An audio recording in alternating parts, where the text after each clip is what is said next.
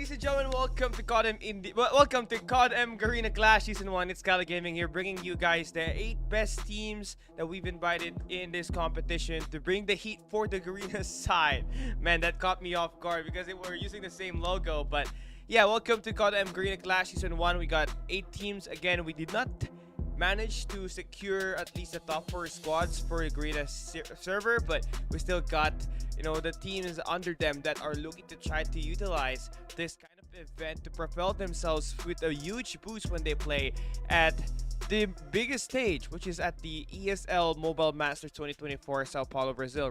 Do note that Thailand, Garena, MSP, and Indonesia will have their own qualifiers, so we will be having the APAC challenge, and then the top 2 from that APAC challenge will be playing at the APAC versus Japan finals, and the top 1 of that competition will be flying to Brazil. So yeah, obviously for a team like ABC Esports, FREESLOT, Wolf131, DVK Oblivion, SKADI, and WDC XENON, which is not WDC anymore, but still we can consider them XENON because this might just be the last game that they play under their organization. But yeah, we got so many teams playing here that are currently at the verge of qualifying and getting their ticket to their own talent on their own server qualifiers. So it will be interesting to see what will be happening here. But again, to those who are just watching right now and is unfamiliar of the Codm Clash GG format, we got 8 invited teams for Garena Clash. We have 8 teams all across the regions playing a single elimination best of 5. So it's up to you if you have a good day and perform very well, climb up that ladder. So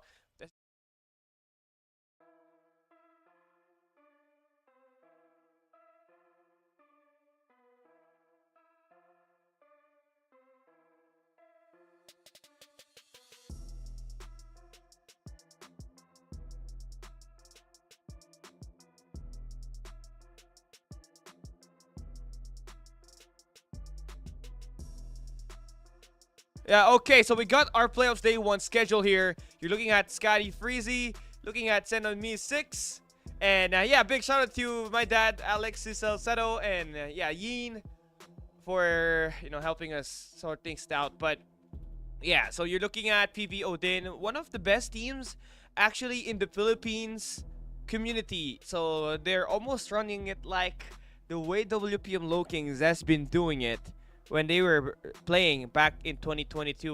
But they're going up against ABC Esports, who's freshly re-rostered. You got JetPro and Speed at the same roster, so that will be interesting to see as we play that first match later on. But you got FREESLOT, Wolf131. I believe they are playing for a ticket at the Thailand qualifier. So yeah, I don't know about that for that region, but obviously they're here playing for Thailand. They want to get this victory to change the momentum as they play the major stage in the coming days ahead. Now you also got PB Sage and DVK Oblivion map number 3. Game number 3, PB Sage is the best collegiate team in the Philippines. Do in fact is hosted or is captained by Kitoy himself. Obviously dethroned the best team in the Philippines, which is De La Salle, which hosted players like Young Jae, or you obviously know played for WPM Lokings, or now known as Elevate. And yeah, that's just insane, right? They defeated talent with their hard work. Now for DVK, obviously this is still the DVK Oblivion squad that you know, but they are gonna be re-rostered, so there's definitely a lot of things that will be happening in there. But for our final game, we got SKADI and XENON. That will be, I think, the talk of town here, because SKADI, they defeated Elevate twice in one of the LAN tourneys that is hosted in the Philippines. And to think that they did that not once but twice says that this team definitely has got that potential. But XENON obviously will be looking to try to stop them and get that semifinal stop. But now let's head on over to our first matchup today. ABC Esports going up against PB ODYNNE. Map 1 will be Summit. Map number 2 is Tunisia, not Tusia. We got map 3 Raid, and if we ever go the long distance, which we did not see the last time we played, we had to go to a takeoff or a meltdown. And I hope the teams are finally ready for this one, because we are about to start. Again, they have their own unique operator skills, their own unique gun rolls. So we'll be reviewing the team if ever there is a violation on another device, which is still operated by me, ironically. So hopefully we do not see any qualified or any disqualification due to a banned Arsenal or something, right? But one thing more than likely, we're still not going to be operating the new set of esports show. We're still going to be using the dated one because the update just came in yesterday. And there's no way a one-man team like me can do that exactly for the rest of the day, right? I cannot operate like that. But hey, a big shout out to Mr. Umair Mohammed once again for sponsoring India Clash. We included him here because he made these things possible for us. But now we get to enter the games here, which is obviously going to be PV Esports starting on the red side. We're going to be flipping that one a little bit, but yeah, in fact, it is going to be quite a very close fight here off the get-go. So who do you want to check, honestly, here for these squads, right? It's going to be the biggest question. But let me just flip in the logo for now so that we get to start the games already. So yeah, let's take a look at that. Would you take a look at that? So it's PvE Esports. Well, if having the high ground, it is going to be ABC. And we'll have the better position inside of the hard point. You can feel that Fennec just getting all of those presents inside, and they get to flush out the players coming in for PV. Yeah, so many stacked numbers inside of the hard point right now for the side of ABC. And remember, we're playing on the Philippine server, so this team is playing at a disadvantage. So PV gonna have to worry about that next hard point rotation and find their way in. Get some grounds here, because ABC obviously has the upper hand as we start this first hard point of the day. Now, we got some attacks going in for the side of PP, but it is going to be them starting off of the bad side of B2, but they do get the contest inside. One operator is already going to be utilized here by Sanji. That's going to be the War Machine, just in case things just really go south on this hard point. You got ABC again, just having a very, how do I say it, WPM-like in terms of rotation, in terms of stacking that point. It is just all about adapting to which spawns are they going to be in exactly now. They are going to be broken from the hill. PV Esports steps inside. Now look at the stack waiting for ABC Esports, trying to hold on and break this as a team. Look at the players coming in from the top. That's going to be DMX on the flank. Gets the kill onto Sanji, but Kurt will be there to trade it, and PV Esports is back in the game just like that. Now they also have that bigger picture as they try to flip the spawns for next. They have also operated Sanji to be at the back of the spawns using that DRH, which is obviously one of the best weapons in the game right now. So how do you want to try to break this if you're ABC? You're going to try to break through zigzags and sending out one player in speed to break off from the front. Now this will be your first attempt of attacking this, but speed gets knocked down, so you only got 3 angles that you can work around here. You only have 2 at the moment. You got Nyx holding off this green spawns, trying to flip it as well, getting some eliminations, but Dino gets eliminations, and ABC Esports now trying to break off from the front. They utilize an operator skill a little bit earlier, but they could not get that investment here right now, and you can see the numbers just being grown over by the side of PP. They bring out 3 operators here, finding a lot of eliminations and value off of it, as well as ABC could not get their hard point intact. DMX, big problem here for him. And he's got 2 Ps off of this operator, but will not get that kill. We're finally gone. It's going to be Gonzi, at least stepping inside of the hard point briefly. So, yeah, that's such a big money cashed in by PP's ODYNNE. Now they got a good sum up lead here, almost doubled. Now ABC Esports will have all of the operator skills available. They also have an early setup for P4. Now PV, you have utilized all of their operator skills at that P3 just to have this sustainable lead. But now you lost that first set of hardpoint gunfights. Now you need to find a way to break off from this, because ABC has got the total control, holding up the catwalks and the tin side. Maybe a hopeful play coming in from the snow side will be working here, but Jeff Pro actually brings down the equalizer at the best time. And there you have it. they're going to be able to narrow that distance down. What are they shooting? Oh my god, there's just so many hunter-killer drones in the air. And that's how you know ABC Esports have built up quite a huge lead in terms of finding these eliminations. ABC Esports, once again, able to get right back into it after such a very slow P3 game. PP Sanji and crew now will be having that positioning inside of that P1. Now they need that upper control. That's where they lost so much of this hardpoint points at this reset. Having no top control leads to everything spiraling out of control. Now for ABC, slowing it down a bit, it's going to be Jeffro finding at least one. ABC DMX now, they're going to be forced to a reset by PV. That's going to be the first wave of gunfights. It's all about the second wave now. If you're ABC, taking bigger picture is Speed, finding a triple, already 25 kills to his name. Even doing better up against Sanju's, got 22 for the side of PV ODYNNE. Now we got some operators being invested here. Nice shot done by Speed, taking down the Dino in the lobby. Oh man, oh my god. I mean, 6 in a row for Speed. Off of that P1 to get the lead change. So, you're obviously going to be feeling great, but this is not just the hardpoint where you want to do better. Gotta maintain that consistency all throughout. We saw ABC Esports holding down P1 and P2, then somewhat losing that P3 hardpoint, and that gave PV Esports that 40-point lead heading on to P4 in the first set of hardpoints. So, yeah, gotta find all of these communications done through. ABC Esports now, Speed still. He's having the time of his life, man. Scoring all the points that this team would need.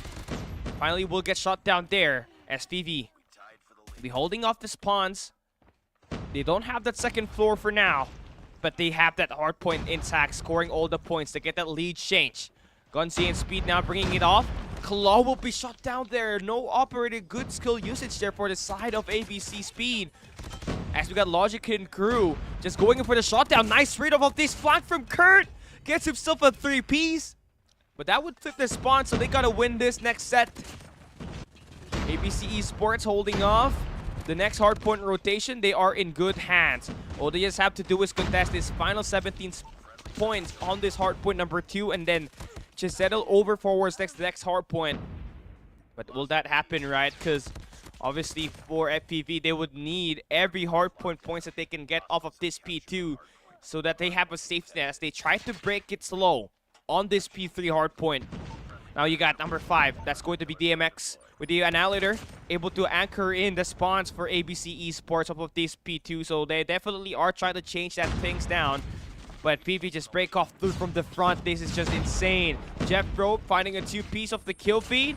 You also get a War Machine coming in from Nyx, able to get the land. 5 go down for the side of PV, and that will force him to a reset. They're trying to break off of the greens. So, yeah, this is a make or break. You lose this attempt, this is over. You're gonna have to be forced to play the next hardpoint rotation.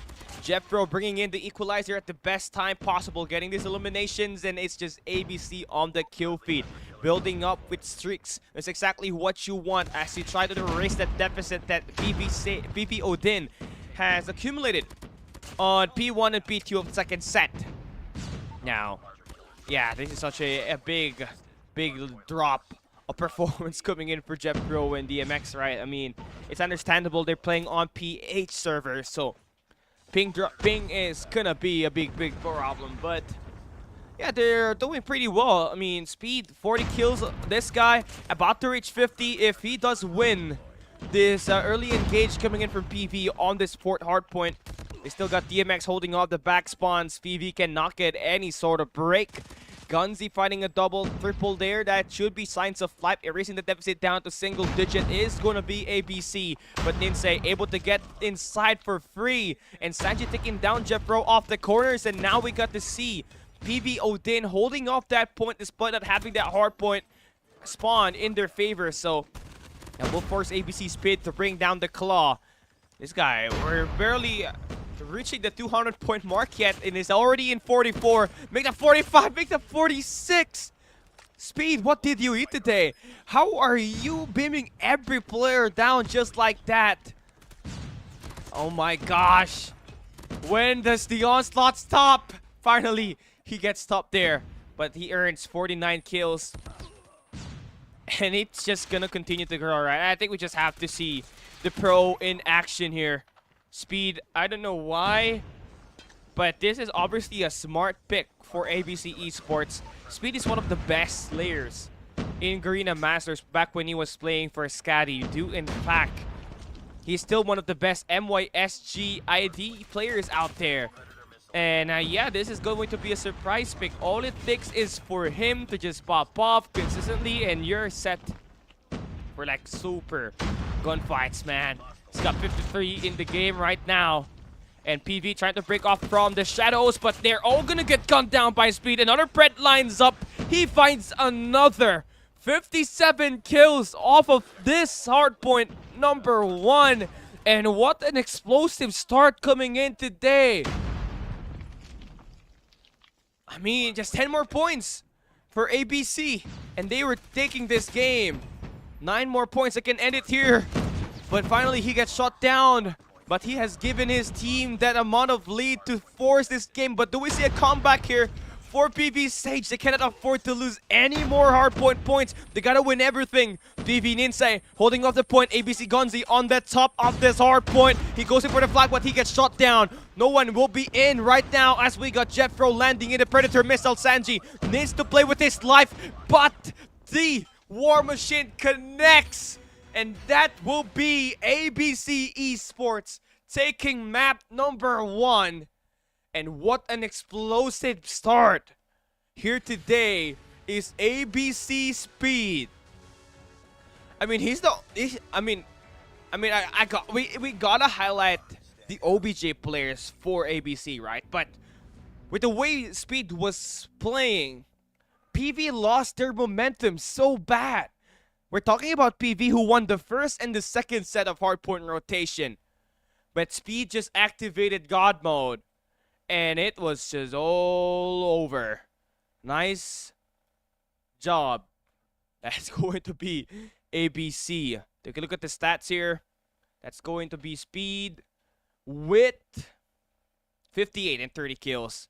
Now, you also got Gonzi there with 46-29, DMX 27-28, which is still going to be acceptable knowing that the squad relied on him to flip those spawns over. So, just all about finding that right rhythm if you are PV ODYNNE moving forward, right? Because you lost that game where you were winning most of the gunfights, right? I mean, Sanji was even top fracking that game, and they were doing very, very well, but just the breaks of the game.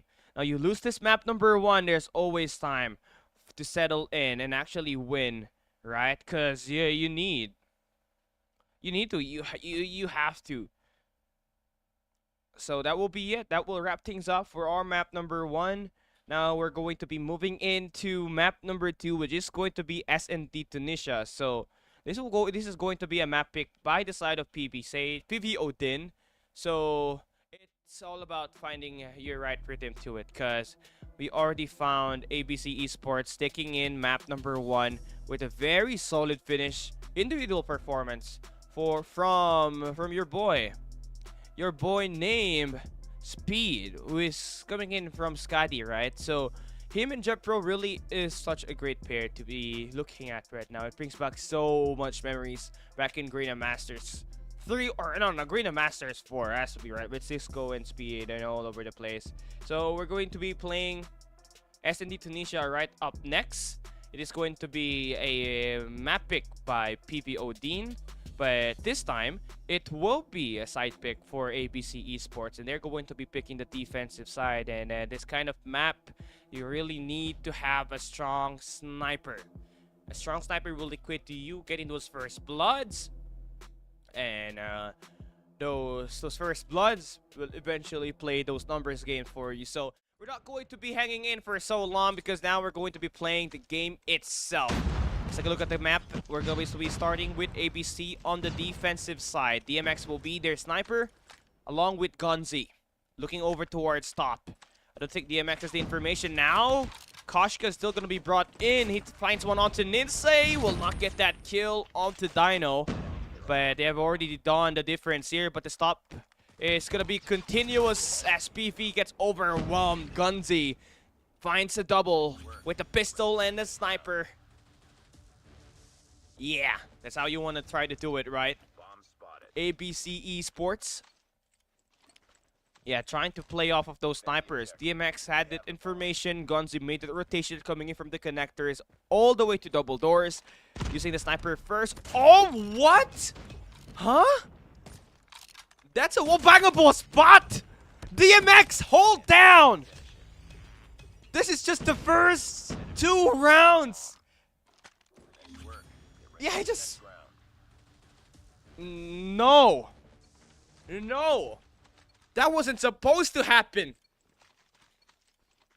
Spid Mark Cisco mids. I don't know who the other one is. But man, DMX. Yeah, that play from him really stopped that push coming in from PP. Look, they're trying to opt in for a more safer route, which is gonna be by the A side. Logic and crew finally finding a first blood. Ninsei taking down Gon. Jeffro still there. And you also have Speed coming in from the connector side. Nyx able to get the first blood traded. Now, where do you want to take this if you're VV? It's going to be a 4v4. Nade lineup just to check the shadows from Sanji. Does not get enough information there, but Kurt on the kill feed finds one. Sanji opening up the A site. Jeffro all up to him to clutch this one up. Finds one. So gets second. Almost gets the third. Logic. He's going to plant that bomb. Look at the wraparound by Dino. Not even gonna matter. Yeah. Not even gonna matter. Wallahi, baba. ABC Esports. Yep. Gonna take a huge loss there. And a nice change up of pace if you're PV ODYNNE. Because ABC was really trying to overwhelm you with this rotation from the B side. So, finding this slow pace attack at round 3, getting your snipers activated, and now this at this round number 4, you find the nade kill, making this an early 4v5. All it takes is for Ninsei to confirm one more, and the flood can just rubble in at this A side. But the niggling plane, it is still gonna be stopped here. DMX finds Kurt, and another wallbang for DMX. The wallbang. Attention to detail is just on another. What? I am flabbergasted. He's looking to find one more. Sanji, last guy alive on the winery. Again, this is a 1 minute and 30 delay. So there's no way DMX could see all the way from his stream snipes. So, yeah, he got another kill there. 3 Ps for DMX. Man, who is this dude? Is this PR7X? Is this Patrick from the Galactus Cepheus team from 2022? Or, I don't know, where did this guy came from, right? That's obviously the main question coming in from my end. Able to find 3 kills off of round 4 and round 2. Now Speed Jet Pro now lining up with that 2 Ps. Sanji still looking to find a way to get inside. Logic loses that gunfight, then that will open things up. But good thing here, Sanji finds another kill, and Speed will expose himself in the open, and the same thing goes with SMX. And oh my god, I'm just trying to recuperate back what just happened with DMX. And now you got Sanji popping up with the 3 Ps. Okay, what is on? This is definitely a worthy match to see, right? Now, if you're taking a look at it this way, a mid-side push for PV. With Kurt finding the first kill onto Speed on the connectors and then wrapping around on the B side. There's 2 players there. Nyx is going to be on the high ground. DMX looking over at the bomb site. Nyx expecting the guys to be at the staircase from this point. He finds Dino, looking to get that second onto Logic, and that will stop that bomb from being planted. Jeffro on rotation, a 2v3 situation. Did not expect that to rhyme, but needs to win this up against Ninsei. To let his teammate Gonzi make that easy rotation off the back, but he's now spotted by Kurt. Oh, he's just shooting guns. No, that's not a pun intended, right? Gonzi. Guns. Yes, Jeffro, 1v3. Can we see President Jeffro get the clutch here? Moving in, he finds Ninsei. Oh! Almost shots down Kurt! My god! President Jeffro, what are you on? Okay, okay. A nice bounce back. Nice bounce back for PV. I think we might just see the first overtime at this current pace in this game. ABC Esports switching sides. They're going to be on the attack side. Ninsei holding down the Koshka. Yeah, he's gotten all this information. All you have to do is step away from the Lion's Den and just play for a read's sake. But Dino loses one. Kurt gets intercepted. Jeffro finding a 2-piece. President, oh my days. Does he find a 3? Give him the 4th and the 5th. But Gonzi takes Sanji. Gonzi takes the last 2 players. My guy. What a play. And you know, this is... How long has it been? This is the first time I've casted since... Casting Codm since the Codm Ninja Clash tournament, which was held 5-6 days ago. But yeah, 2 weeks without casting, and we're back with a very interesting map, number 1. Yeah, let's see. Yeah, well, Alpha said, I want what Jeffro is on. Bro, he is the president. He is on. Let's see. Let's see President Jeffro's POV here. Does he get those switchblade kills? This is exactly not the position of the map where you want to be in, but you have to push now if you're President Jeffro. Find the last guy. Oh no. His teammates run them over. Now it's all down to Ninsei. Finds one onto gun on the head glitch. But speed, timely on that play, forces this to be a 2-round lead. So, PV, this is not what you want to be in. You don't want to go down 2 rounds, 2 maps. So, gotta play with what you got. Moving forward. We got speed and crew now. Moving in. Number 4, that's going to be Ninsei. He needs to find a first blood here. Spots the head of speed. Gives him a nice haircut.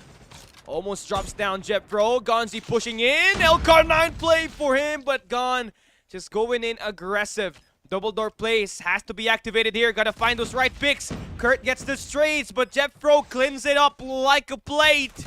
Logic finally gets that shot down. All down to DMX. Can he clutch this 1v2? Spotting those 2 players on the high ground. Match point. If ever they do clutch this one up. Oh my days. Almost.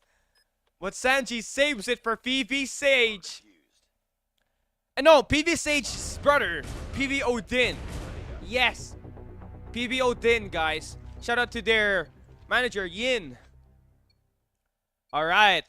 Let's get it started. ABC Esports. PV. Definitely trying to find counters up against each other. Yeah, President Jeffro, man. Yeah, he's just hanging down a tight corner. Waiting for PV to actually find the rotation over. But now he's holding down that long A. All towards the wineries. Again, not the best gun you want to have on wineries because it's a short-range weapon. But when you got ABC DMX able to intercept the guy holding down the gardens for PV Sanji and PV ODYNNE, you can already push it at the B site. You already know that there's no one there. There's no sniper because you already have eliminated Ninsei. The bomb plant goes through now. This is dangerous territory for PV. Cannot afford to lose this round. Oh, nice nade coming from Sanji. I mean, the Dino are extinct. But could it not be the case here? Gonzi finds Skirt. No trades going through.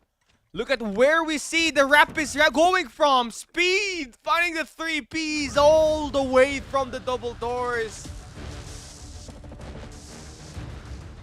Man. There we have it. ABC match point. Game point on this map. Match point in the overall series. We need to see a hold of a lifetime here for Phoebe. I mean, they're not... You know, they're doing great. It's just that ABC is just a step too ahead in terms of these attacks, man. But yeah, here we go. Where do we want to do? Where are you gonna try to push this? If you're ABC Esports, looking to try to make a solid hold off of their spawns, that will totally wrap it up and mess with the rhythm of PV ODYNNE. So they're trying to figure out where the push will be coming from. Mid-map is where we saw Ninse was taken down off the gardens. Seems like it's going to still be an open area off of this flank. Now, it's essential that Sanji gets to at least spot some guys so going in for those rotations. I believe he doesn't have any of that so far, and now that he does, spots down speed, but look at number 3 in Jepro already on rotation, cutting off that guy. One of the snipers are out. He moves in towards double door, spots Dino, eliminates him up as well. He's gonna have to play a huge role here to finish things off. Logic finds one. He gets 2, but gone! Stops it! And ABC takes map number 2. Game point, match point on the series. Cannot afford to get eliminated here off of this map 3 if you are ODYNNE. But you've shown those kind of improvements, right? You even had the lead up against ABC Esports in that hard point. You did pair up against this team at this S&D Tunisia, so there's definitely some improvements coming in for the side of Kurt, Logic, and Ninse. Now, we just needed Dino to operate properly on that note. Could not just get it right. 0 and 10. It's okay. People, players always have bad days, and they can always find another way to actually break it in and, you know, break out. So yeah, they just was not expecting that kind of performance, right? But you win some, you lose some, and for this one, it is gonna be ABC Esports. It is Jepro, President Jepro, taking map 2 as the MVP. So that's totally impressive if you try to take a look at it. We did see him play for a team in Indonesia prior to his acquisition from ABC Esports. So, yeah, now that he's back, he's here with Speed, who obviously is a Respawn Reaper. I think that's one way to try to give him a nickname, right? Respawn Reaper.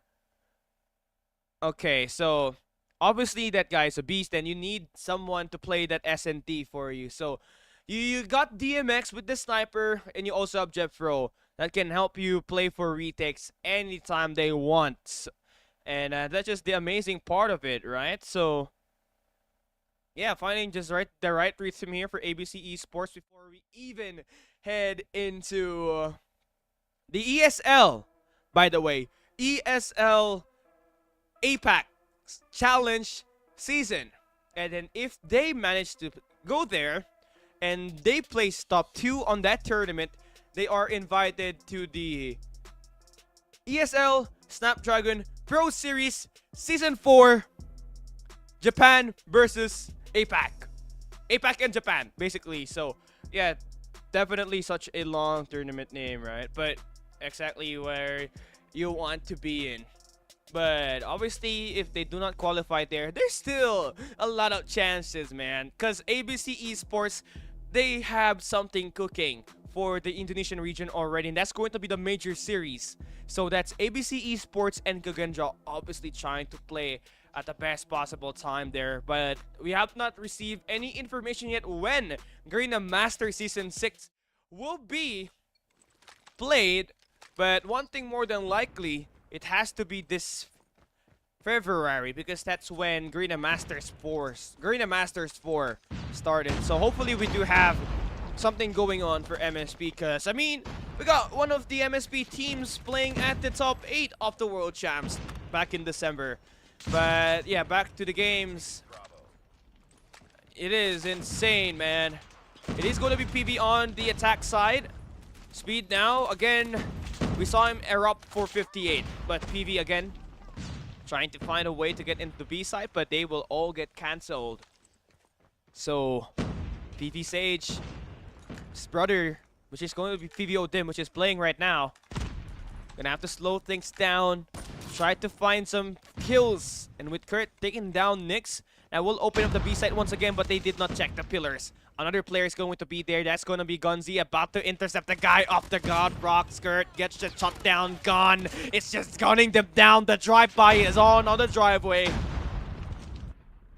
PV, obviously, trying to find that way inside, but they're getting corner checked here every time.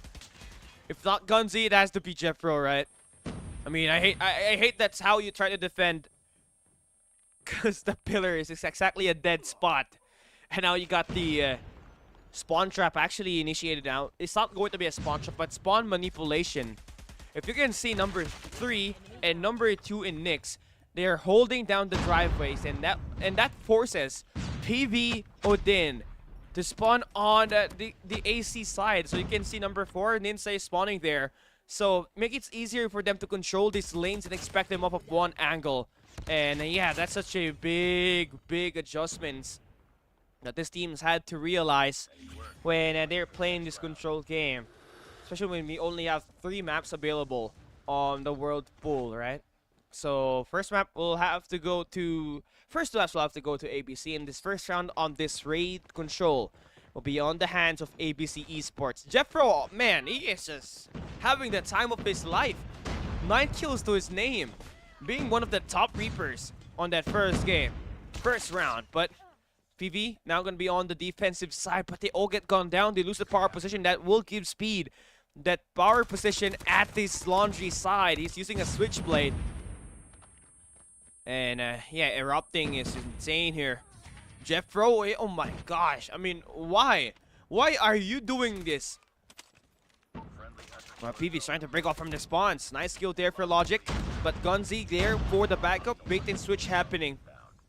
ABC Esports. 2 operators invested. Sanji, nice kills there. Stopping the players on the kitchen side. Needs to find one more. There we go. But the team needs to get that another kill done. But Ninja could not get anything here so far. Has 0 kills. ABC Esports ramping up on the attack. They have 2 minutes to push in and take the A side. Now Nyx will be there first. Number 4, Ninja needs to find his first kill on this round. Cannot afford to lose a few more. And the kitchen will be controlled by Gon. And yeah, free piece for him, just like that. And you know what? The Fennec Mythic is one of the most OP gun in the game, right? I mean, the Iron Sight is just insane. Now Speed brings out the Claw. He finds one. No one will get shot down. Unfortunate and bad operator timing there. But that actually gives PV Sage, his brother, which is PV ODYNNE, an opportunity to actually reset back. Logic pulling out the Annihilator, stopping Nyx. Now has to stop the guy on the money room. He's waiting for him to pop his head. Can he give him a nice haircut? No. Nice adjustments for ABC. They will slow it down. And they will waste Logic's Annihilator. Only getting 1. So it's still going to be close, PV. You want to win this round. You need to. Cannot afford ABC to give them that game point once again and snowball everything up. ABC finds 2. Oh no! Mamacita! Gone with the execution. PV Dino desperation pulls out 1. Kurt gets shot down. Sanji, last guy alive. Speed almost takes him out. Sanji will be eliminated. Oh no! 2-0. Mamacita, señorita. Oh my gosh. Yeah, that's just it, man. That's just it. 5v4. We can technically say that, right? Because Ninja is not really having a great time right now. Only's got 1. Has the operator to work around, but still will get shot down. ABC back on the defensive side. Driveway, Speed. Oh no, he's ramping it up once again. Trying to crush everybody in front of him. And he finds 2 players with a grenade? What? Okay. Yeah. My god. Jeffro, oh my god. They are just going in for the spawn trap. PV has nowhere to go. Everything is just being controlled by ABC. DMX already in with the Koshka. Pop your head and you're gone. You have to break through. But they only have 1 operator to work with here. You gotta break it now. You have to push in, but ABC brings out their own set of operators.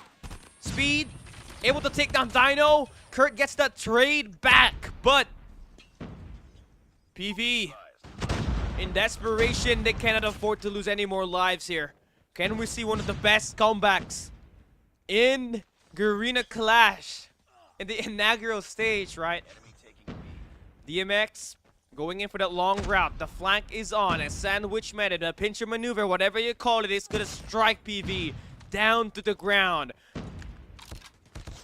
That's 3 players. 11 seconds to work around. 2 segments done at the B site. Predator missile gonna be invested. Ninse actually able to streak up, but it's just too late. Nyx and crew only needing 2 more players here. Gone takes 1. Kurt, last guy alive. 3 players swarming. Oh, they're holding their secondaries. Oh no! Oh no! Kurt! It's the attack of the undead! Oh no! Operator showcase, put them on a tear, but speed finally ends it. ABC Esports taking map 3, winning the series up against PV ODYNNE. They will be advancing to the semifinals, and they will go up against whoever the winner is on our match number 2 today between FREESLOT and Wolf131. It's a Thailand showdown off of our map number 2, but yeah, big shout out to ABC Esports for winning this game, but still, great game coming in for the side of PV ODYNNE. And this is where the objective of Garena Clash and the entire Codm Clash GG team is, right?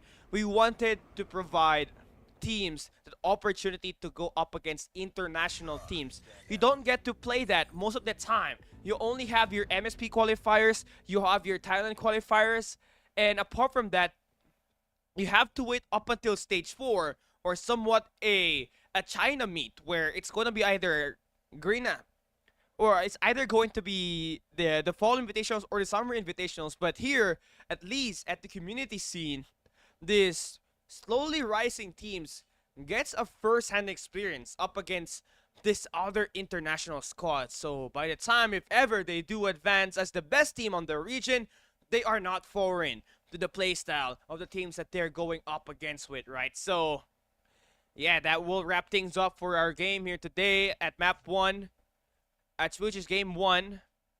ABC Esports able to really showcase their dominance, and yeah, it's far from over. I hope that PV ODYNNE uses this opportunity to learn from their mistakes and actually find their way back in this game, because they definitely got that tons of potential if we're talking about it here right now, right? Because yeah, I mean, they're only one of the teams, a few teams in the Philippine server that is still grinding, and in fact was one of the winners of a LAN tournament which was held here in the Philippines, I believe a few months back, which was casted by Tyror and my idol Vil.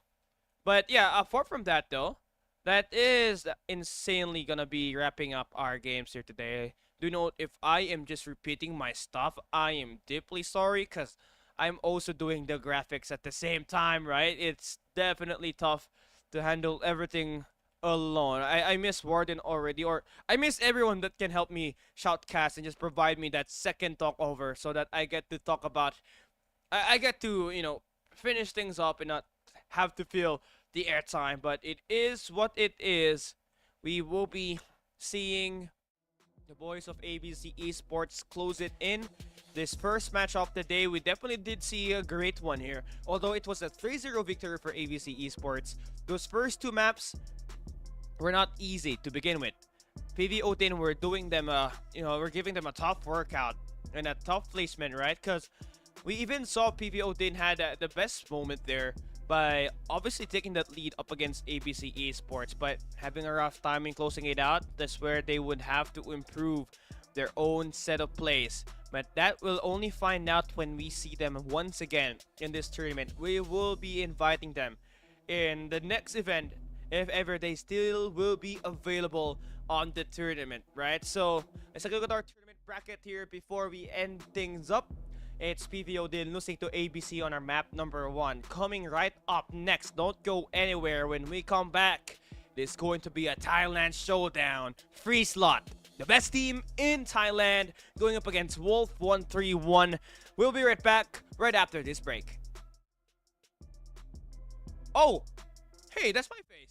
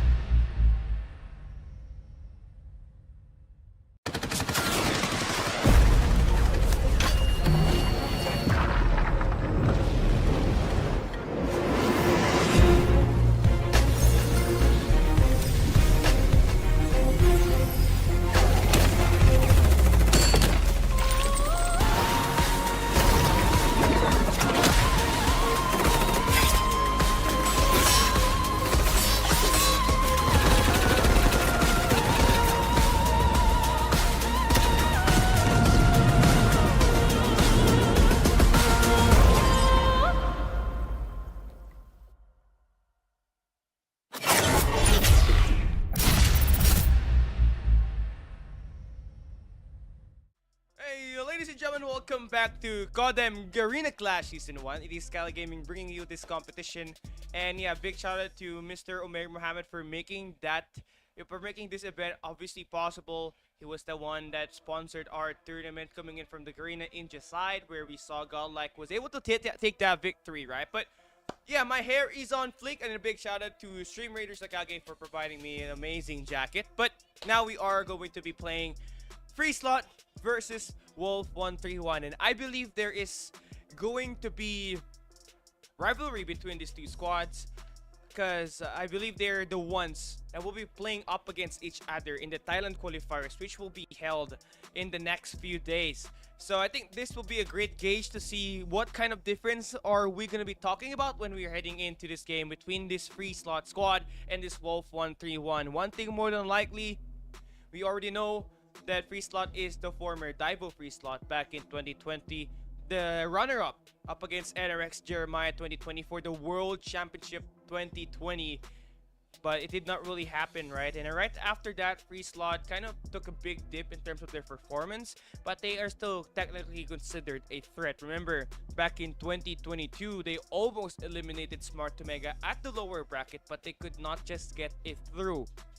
Now, what this team lacks most definitely is the tournament experience, because I believe, according to my sources, that Thailand barely have any community tournaments. They do have major events, but it only runs once or twice all throughout the year. And if it's possible, right? If it's possible, we might as well give these Thailand teams an opportunity to play, because we all already know that this team and this region has already proven themselves, and they're one of the biggest threats before. Now it's great because we got the ESL tournament that's happening today, and we also got Call of Duty Fall Invitationals and Summer Invitationals. Should they qualify on that tournament, that's already like a big jump in terms of tournament experience, but they gotta do more than that to get to exactly where they want to be at. Right now, let's take a look at our schedule here for the day. It's still not PV stage, Ram. We're still on our second game. But we saw PV ODYNNE able to take a huge loss up against ABC Esports. Now, the ABC will be advancing to the semifinals. They were led by President Jet Pro and the Ramming Rampage Speed. I don't know if that's a great nickname, but Speed went with 58 kills to start the day off at Start Point Summit for ABC, and immediately give them that snowball at that final rotation and win them that game. Now, coming right up next will be FREESLOT and Wolf131. Now, unfortunately, we don't have any of the graphics available. Yeah, time constraints. I'm the only guy operating this tournament right now. And yes, minor helps from our amazing Indian community managers. But they're mostly doing most of the stuff for India, right? So, still looking for managers here for Garena. Baka naman, guys, help me. But yeah, anyway. So after this FREESLOT and Wolf131, we're still going to be able to see PB Sage and DVK Oblivion. Then we got SKADI and WDC XENON. So this coming game right up ahead between FREESLOT and Wolf131 is going to be a Thailand showdown. We're talking about two teams that I believe will be facing each other on the Thailand qualifiers, fighting for 2 spots at the ESL Mobile Masters Garena qualifiers. I don't know.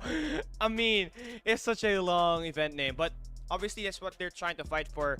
You get to fly into Sao Paulo, Brazil to play at the LAN event should you manage to perform very well.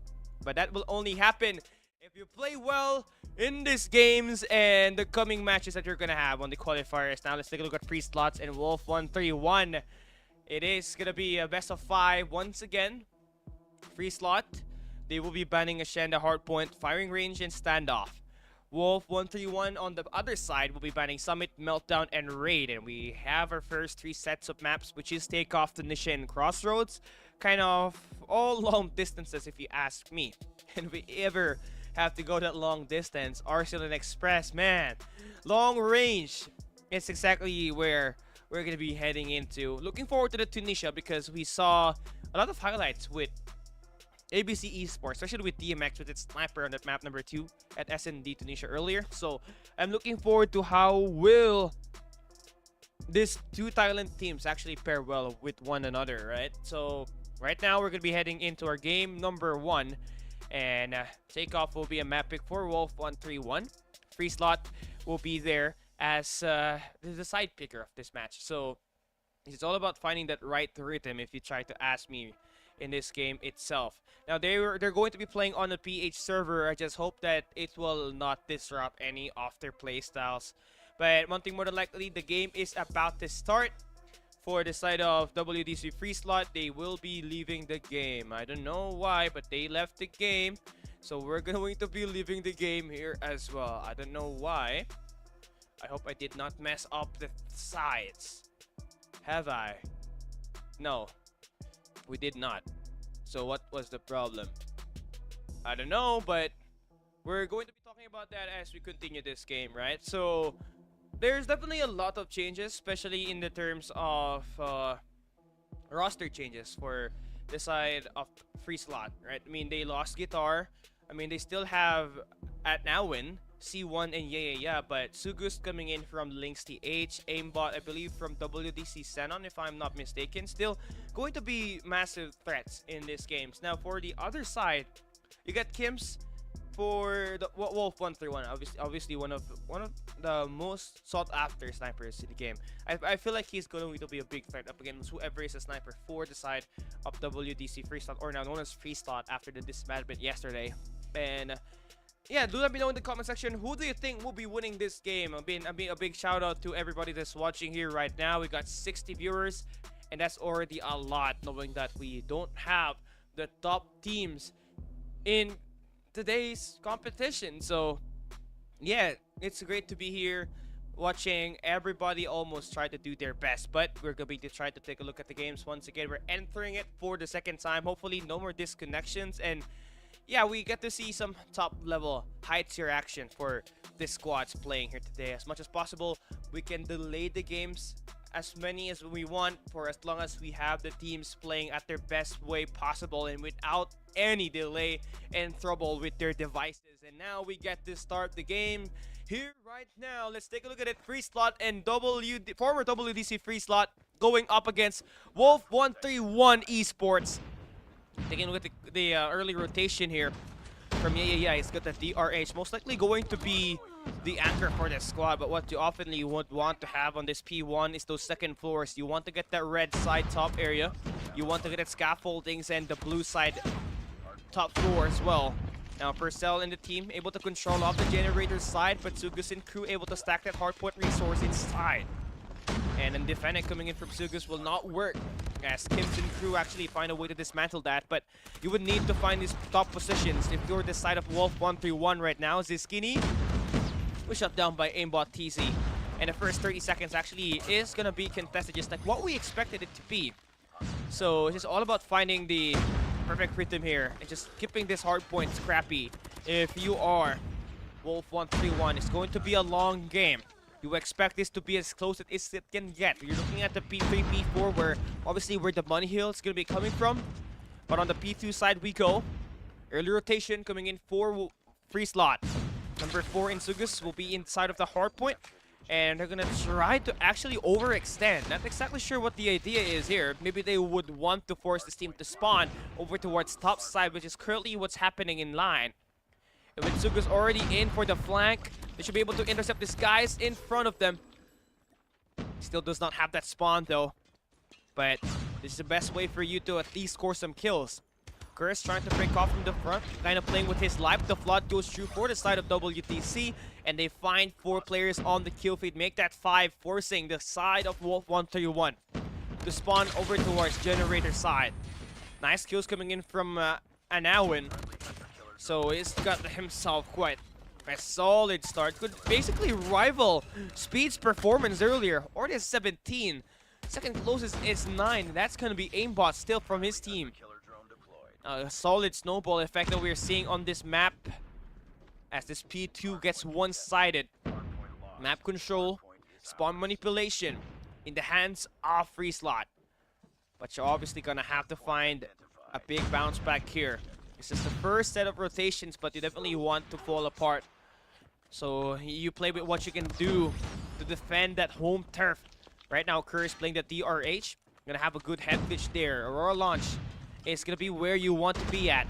And everything is just gonna be swarmed in by the side of FREESLOT, but they all get gunned down. So nice shots coming in for Wolf 131 as they find its eliminations. Curse able to find a 3-piece. Now everyone is just scattering around.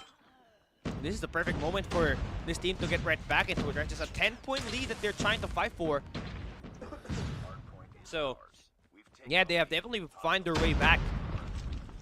This is where the operator skills are gonna be mattering a lot. Sugus could bring this out of nowhere, but nice shot down there for Curse. He's been able to read everyone at the moment. Now, there's really one player that really stands out, right?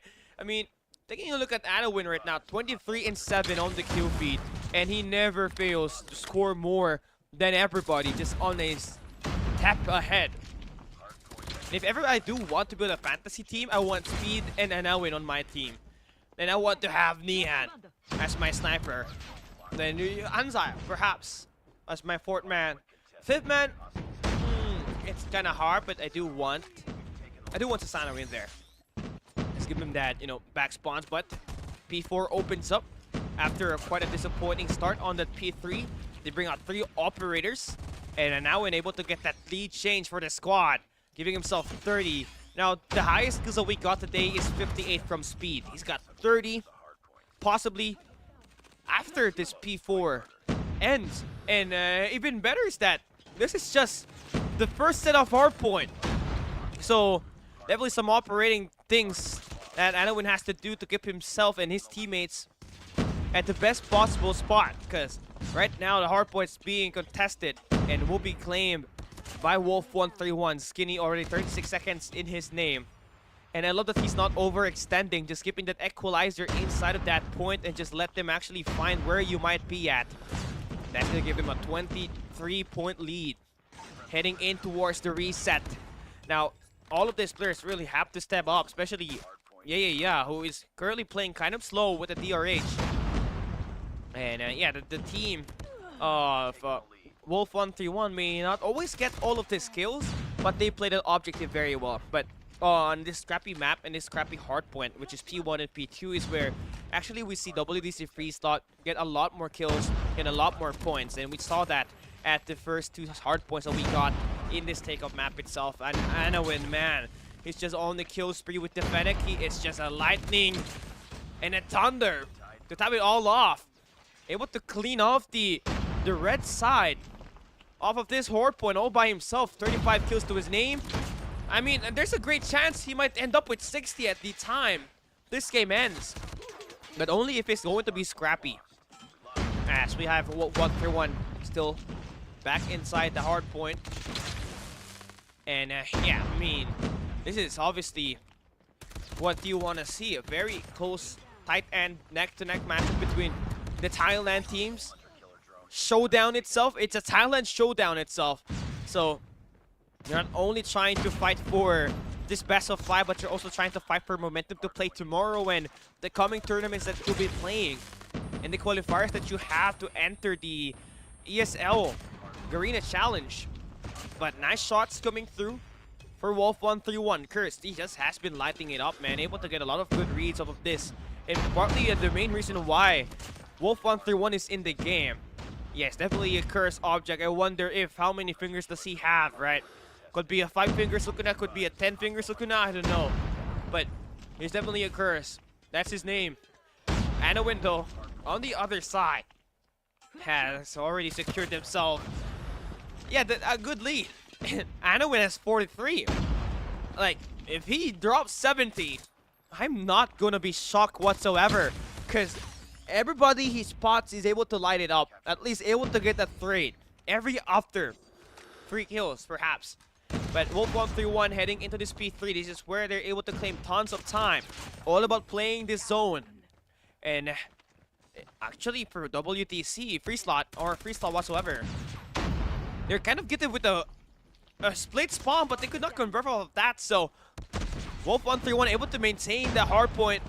And Curry still playing a god tier. Oh my god, I just said it and he got cursed. Yeah. Just managed to enter inside, finds those 3 fees. But with the better spawns coming in for Wolf 131, you already know it's them finding a lot of this information and all of these skills, trying to get right back into the game. We have a long game on this one just by looking at the back and forth race that we are seeing each from these two teams. Final 16 seconds is where you try to think, where do you want to be at if you're Wolf 131? Do you still want to go for that recontest, or do you want to send out some players already at this P4? Curse is here holding a tight angle, spots aimbot and Sugus. So yeah, trying to play with his life. Should he win this gunfight, it's essential, as his team actually able to flip the spawns. Now they're able to chain P3 to P4. But if Sugus does actually find this elimination, it could just go to waste. But nice adjustments for Wolf 131, by the way. That's a nice risky maneuver that they have managed to chain, and now is paying. Not even paying, now they are cashing out a lot of money on the time that we have on this P4. And now in crew, they have the better response, but better map control coming in for Wolf 131. Purcell playing off the point, 85 seconds to his name, standing his ground, will get traded out. Now Kims brings out the War Machine, able to stack down and eliminate the players from WDC FREESLOT. Well, it's just FREESLOT now, because they just disbanded yesterday. And we just pulled that one in because I think this is going to be a close one. Purcell still able to play inside of the point. And INOUGRAL again, already on a 50. He cannot be stopped, right? I mean, the only way he is going to be able to be shot down is if you either team up or jump him out of nowhere. Yeah, and crew trying to will through. Again, it's just all back and forth. P1, P2 always going to be in the hands of WDC, but P3, P4, the Money Hills, always in touch of Wolf 131. Better map position, better timely investments on the operator skills, and yeah, the zoning is just on another level. But now we're starting to see kind of sort of a different attack that we're seeing now for Wolf 131 as they find some higher grounds. But again, if INOUGRAL is still in the lobby, you cannot really be safe. He brings out the claw, tries to give this team at least a striking distance when we head onto P2. As this is most likely gonna end up a P3, P4 and it's gonna be looking like a 250 to a 240 finish. So we try to slowly ramp things up. Last 8 seconds on this P1. We're heading on to new. Purcell able to get some exit kills, heading on to next. But this time, it's going to be changed. It is WDC FREESLOT on that early hardpoint rotation. They got no anchors players, so they're trying to play off of this stadium coming in from INOUGRAL, who is just having this long route, finding these eliminations. Now they are able to filter down these players all the way to the Medcare Center. Makes it so much easier for them to clap them one by one. INOUGRAL finds a double, gets the flank through, still gets that read, forcing this team to spawn over towards Generator side here this time as they win the first set of gunfights. Sugus bringing out the Purifier. This is going to be a dangerous call. You do not get this contest on this P2. It is going to be over if you are Wolf 131. Stack goes through, expecting a guy on the... Oh my god. They were expecting INOUGRAL, but even though they expected him, he cannot be touched. How is this possible? 60 kills for INOUGRAL. Oh my day, 61. The guy is putting them on a ragtag. 9 seconds. And this has to be one hold of a miracle, one hold of a lifetime for Wolf 131. As we enter map number 1's map number 1, round 3rd hardpoint rotation. Oh my god, I am choking. It's definitely been a while, but the hardpoint opens up. You want to save this Sparrow for the best. You take down aimbot from the Generator side, but there's still going to be 2 players coming up from that area on the map, so you're gonna have to win with your Robanilla gun. C spots down. Yeah. Nice hold coming in so far as they win the first set of gunfights until INOUGRAL showed up. The Skywalker enters. He finally returns, but he gets shot down by Kims with the grenade launcher. The bow machine coming into play. Equalizer play from Skinny. He wins this big gunfights. But now the break goes through inside for WDC FREESLOT, or Noah's FREESLOT. 2 operators invested, but still you can see the place inside. Desperation for Wolf, but they all get gone down. And the nice hold coming in for FREESLOT at the end. They win the last key hard point rotation to give us a 250 to a 226 finish.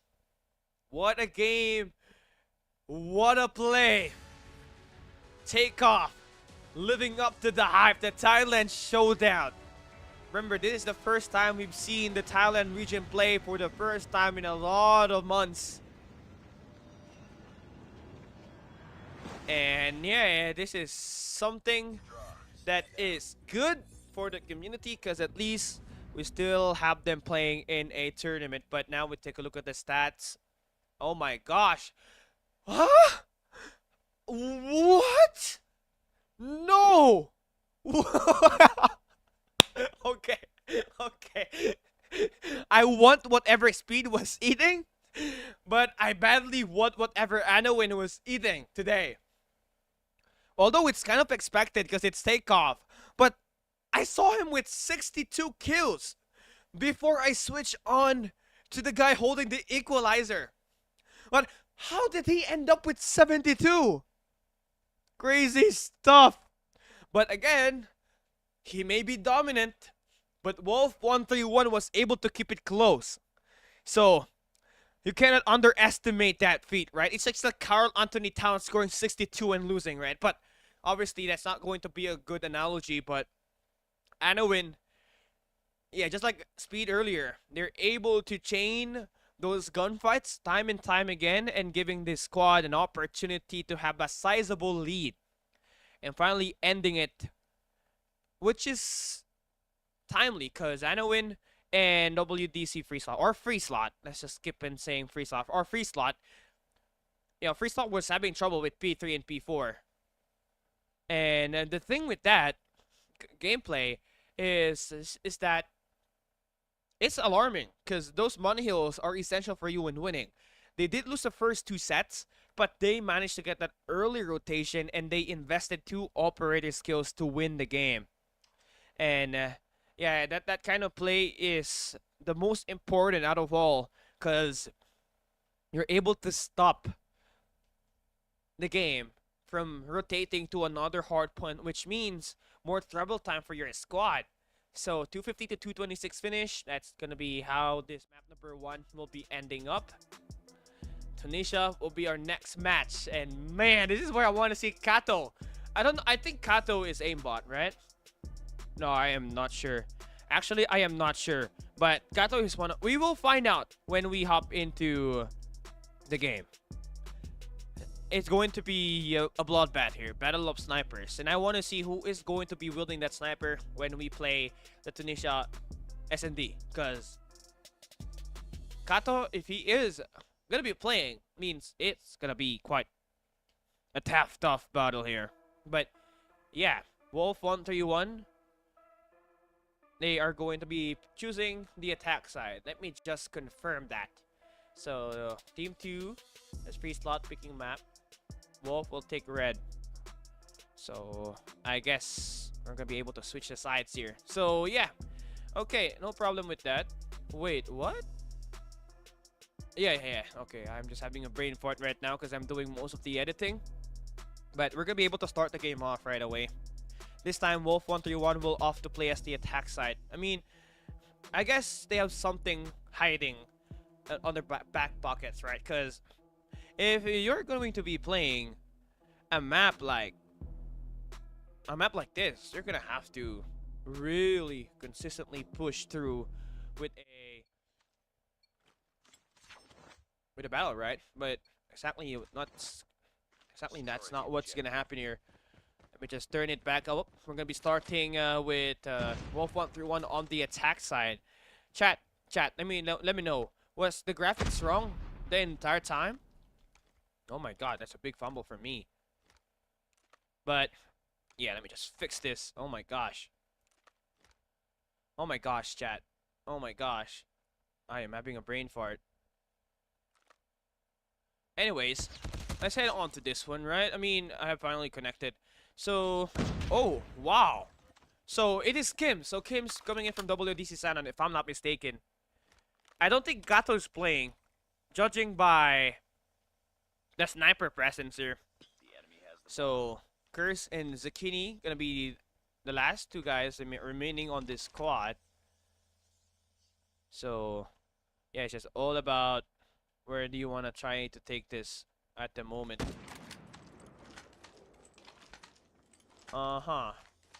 Let me just hold up quite a bit. Nice shots coming in there. Bro, I am having a tough time editing, man. Give me a second.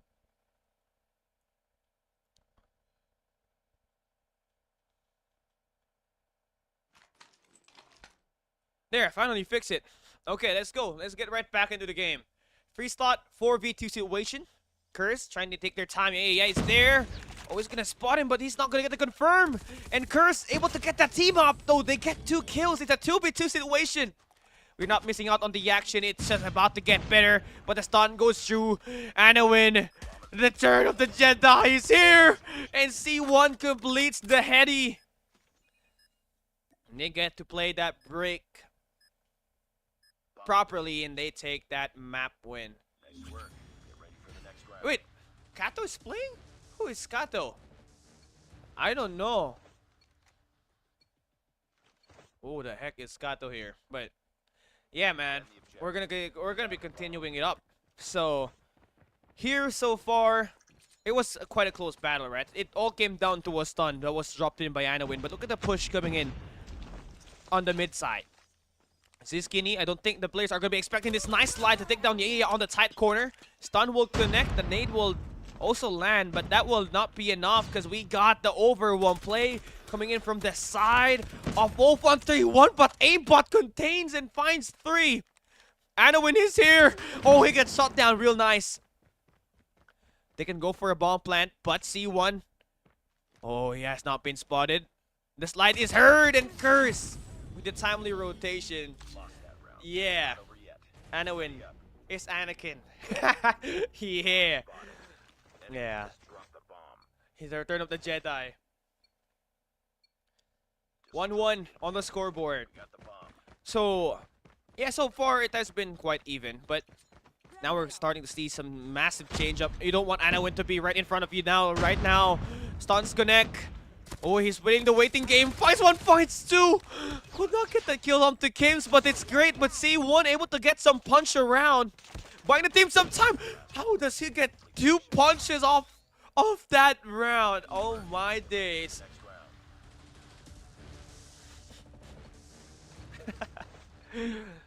Yeah, quite an unfortunate take there. Wolf131 was barging their heads in without thinking. But yeah, I guess I cannot think because he got stunned, right? And yeah, moments like that is where you have to have your communication intact. You have to relay where you got taken down and where potentially these enemies could be at, because at the double doors where was C1 was not able to get not 1 but 2 melee kills with a punching glove at up close. So a bit of a slower pace attack that we are seeing here. Number 4 in Kims, playing that sniper. And what's more than interesting here for FREESLOT is that they don't have a scope. Kato is not playing. And they're relying on this AR. Provide them those damage on the long range. But slowly and surely, we are seeing Curse pushing in.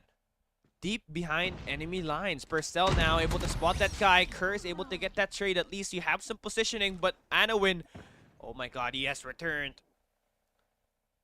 He's just checking it 1 by 1. He's not going to connect that, but he's got that information.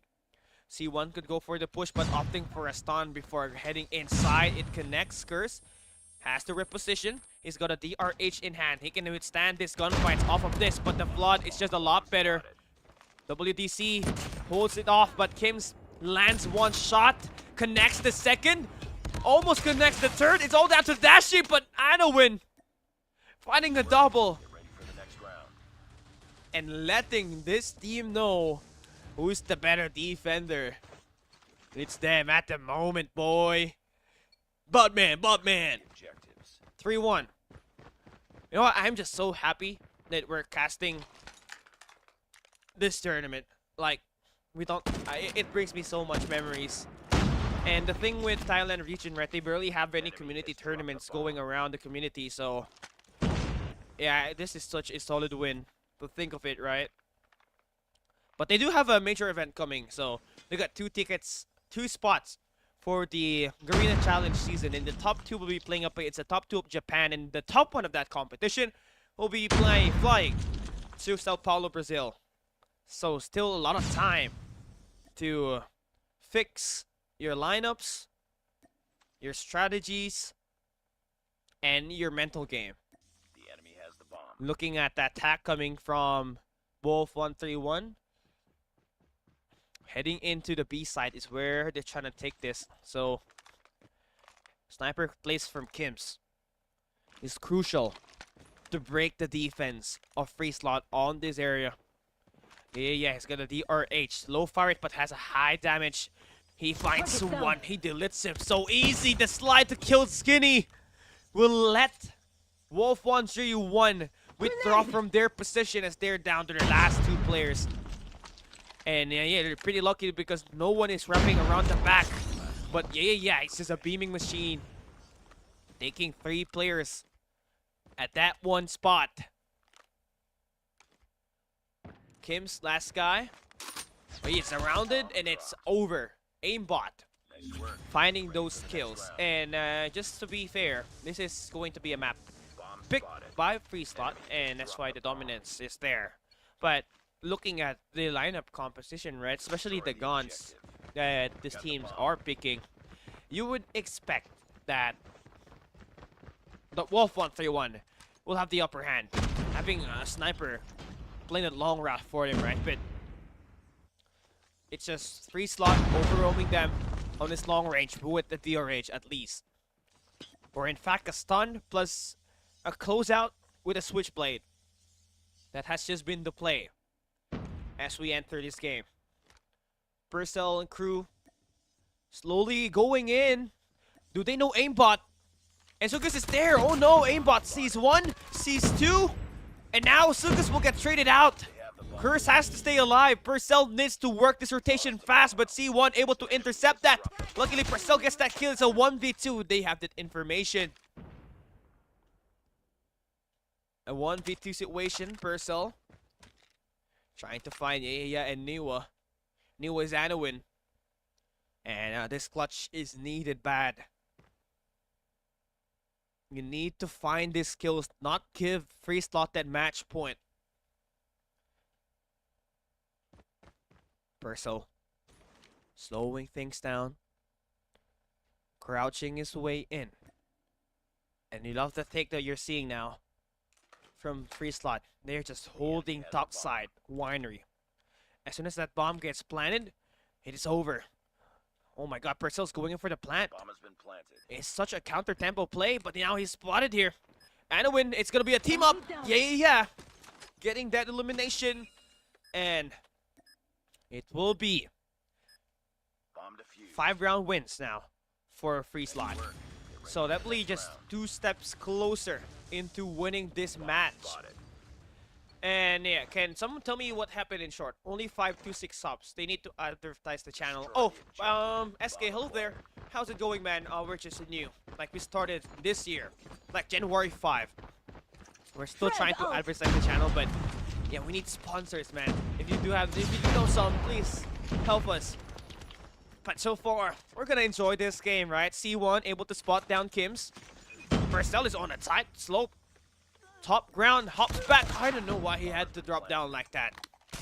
That costed him the life, and that costed this team a crucial round. Dashi will be spotted.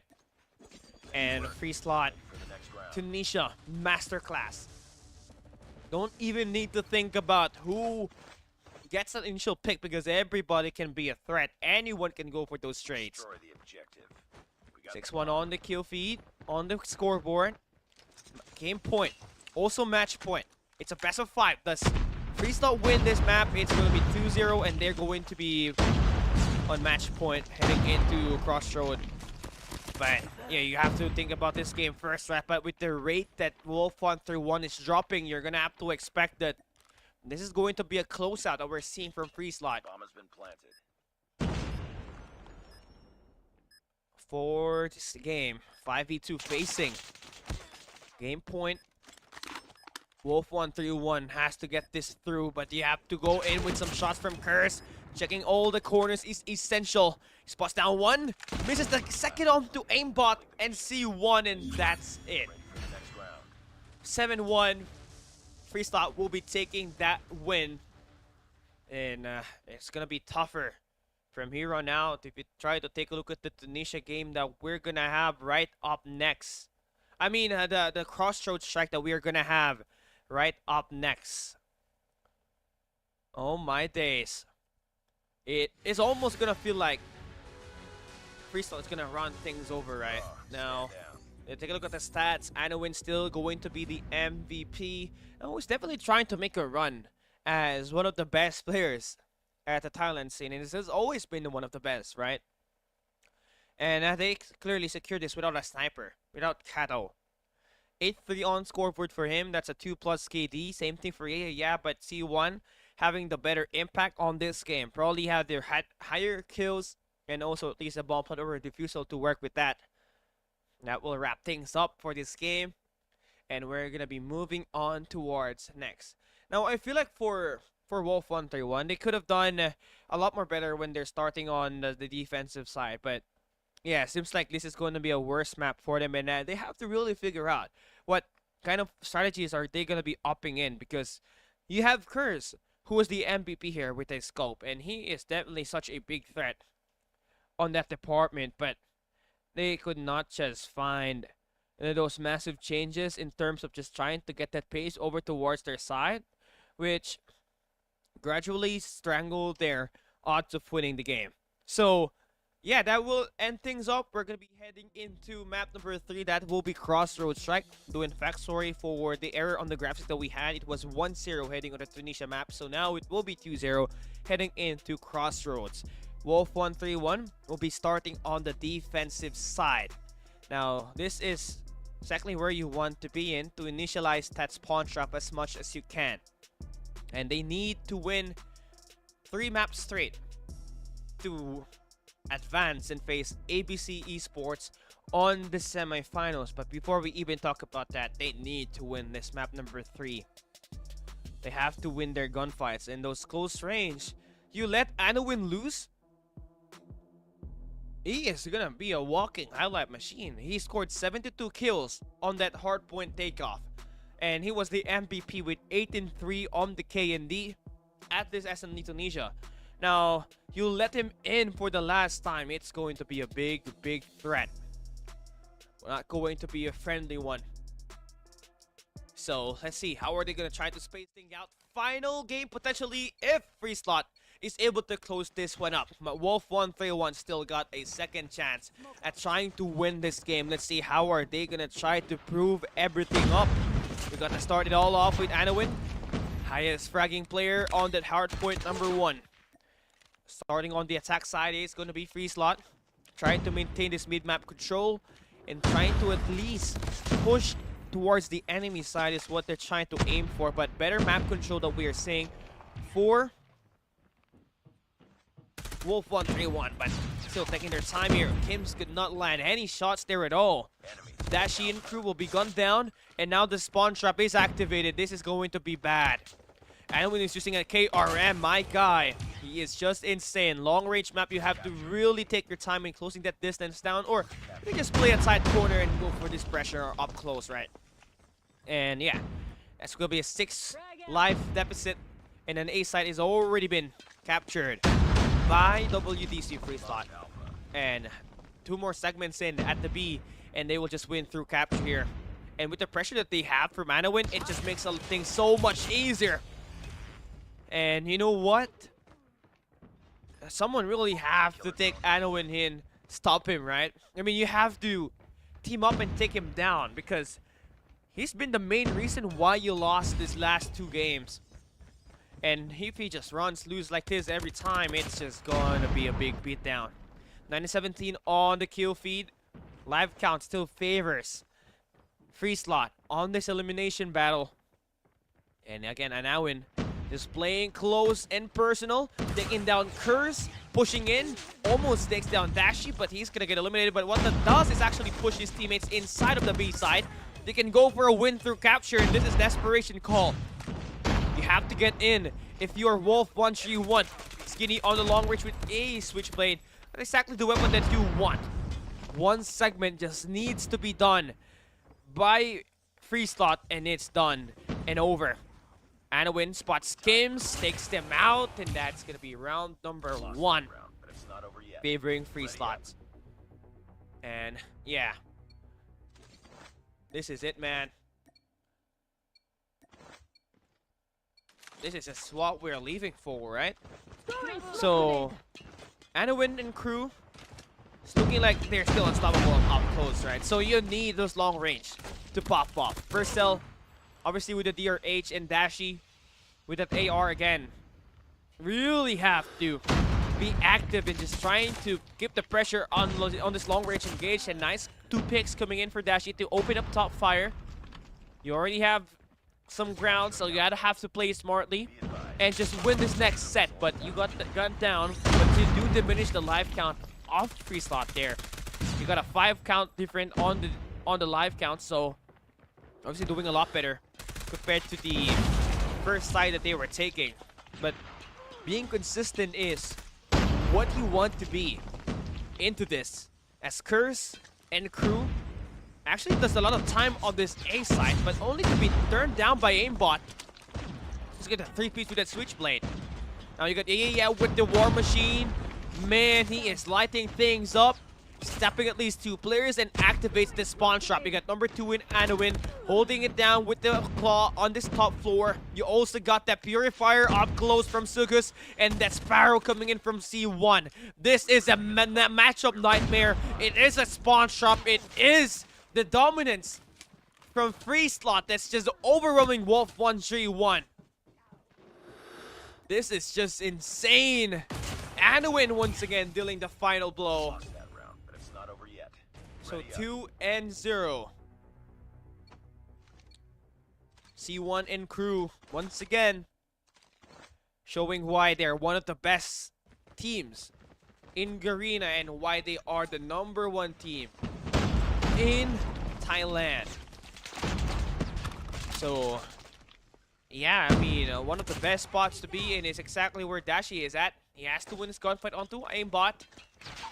And yeah, without his teammates, they're going to be able to secure that. And you have to slow things down. We know that FREESLOT loves to play it fast with Anowin pushing that pace every time with the KRM. But seems like they're going to try to play fire with fire. You got Kim sent out over towards his top fire, but they're not going to get any lockdown. Predator missile will be invested. It will not get any kill, but that will give you information on where this team is exactly located at and where they're trying to take that hit. So, yeah. This is it, man. How are you going to pair things up? Curse finding a double on the kill feed, 15 to 21. Still definitely some potential here, but the flood for FREESLOT just operating here is gonna be in the side of Wolf 131, and it will not work. Curse cannot hit those shots as well. Annihilator is not just giving this team any sort of opportunity to push that pace and put them on a highlight reel, but yeah. 54 seconds for aimbot and crew to make a capture and also either win through a capture, which is still pretty close, right? Kims really needs to play with his life here. He's got the high ground. He has this information. He takes down C1 on the smoke, but the EMP shock is invested in. Yeah will be there to confirm the kill on the top fire. But Anowin again, all by himself, going in for this eliminations, and has been the bane for everybody in this lobby. 4v10, last hope for Wolf 131 to finish this game and win in advance to play map number 4. All down to Curse, which will be shot down by yeah. And it's over. FREESLOT will be advancing to the next stage, taking down Wolf 131 in this best of 5, winning through a clean sweep. But still going to be a big thanks for Wolf 131 for heading into this game, heading into this day, and subbing in as a backup team for DELULUES, who wanted to play, who was supposed to play here. And they accepted our invitation just a few hours before we head into this tournament. So they may have taken this loss, but they did not really have that preparation that there's going to be tournament that they're going to be playing the day that the day that they found out it was already them versus FREESLOT. So yeah, still GG's. They did give a pretty tough fight up against FREESLOT, especially at map number 1, where it was a 250 to a 220 finish. They definitely have that potential. It just needs to tighten things up on this SMG side. It's where obviously they got dominated by Anowin and Aimbot up close and personal, but yeah, they can definitely get things through here.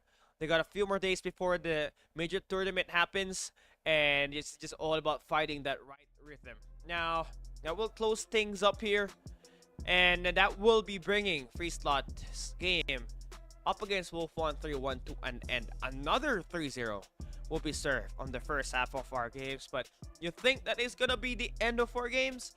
Nope, not yet, sir, because PV Sage, DVK, SKADI, and XENON are still waiting for their matchup later on for the second set. And it's gonna be an amazing fight, because a Philippine Showdown will be happening right up next between DVK and PV Sage. Then we got SKADI and WDC XENON going up against each other for our final game for the day. Don't go anywhere because that game will be amazing. We take a look at our playoff schedule. First set of the schedule already done. We're waiting for the game up next. PV Sage, the best collegiate team in the Philippines, going up against one of the pros in DVK OBLIVION. We'll be right back after this break.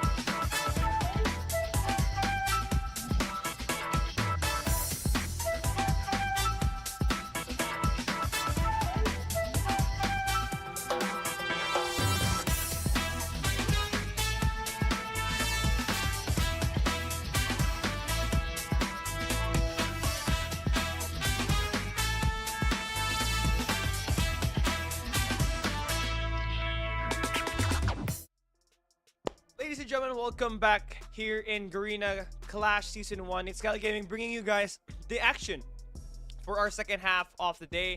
We just saw FREESLOT and Wolf131 play at our second game of the day. It was a 3-0. So now we're going to be changing things up a bit because now we're going for a Philippine showdown here this time between PB Sage and DVK Oblivion. If you guys are new in the community scene of the Philippines, PB Sage is one of the best collegiate team, if not the strongest and the best collegiate team in the stage right now. They are under Coach Elias. How do I say it? They were formerly coached by Olea before, but now under the hands of Kitoy.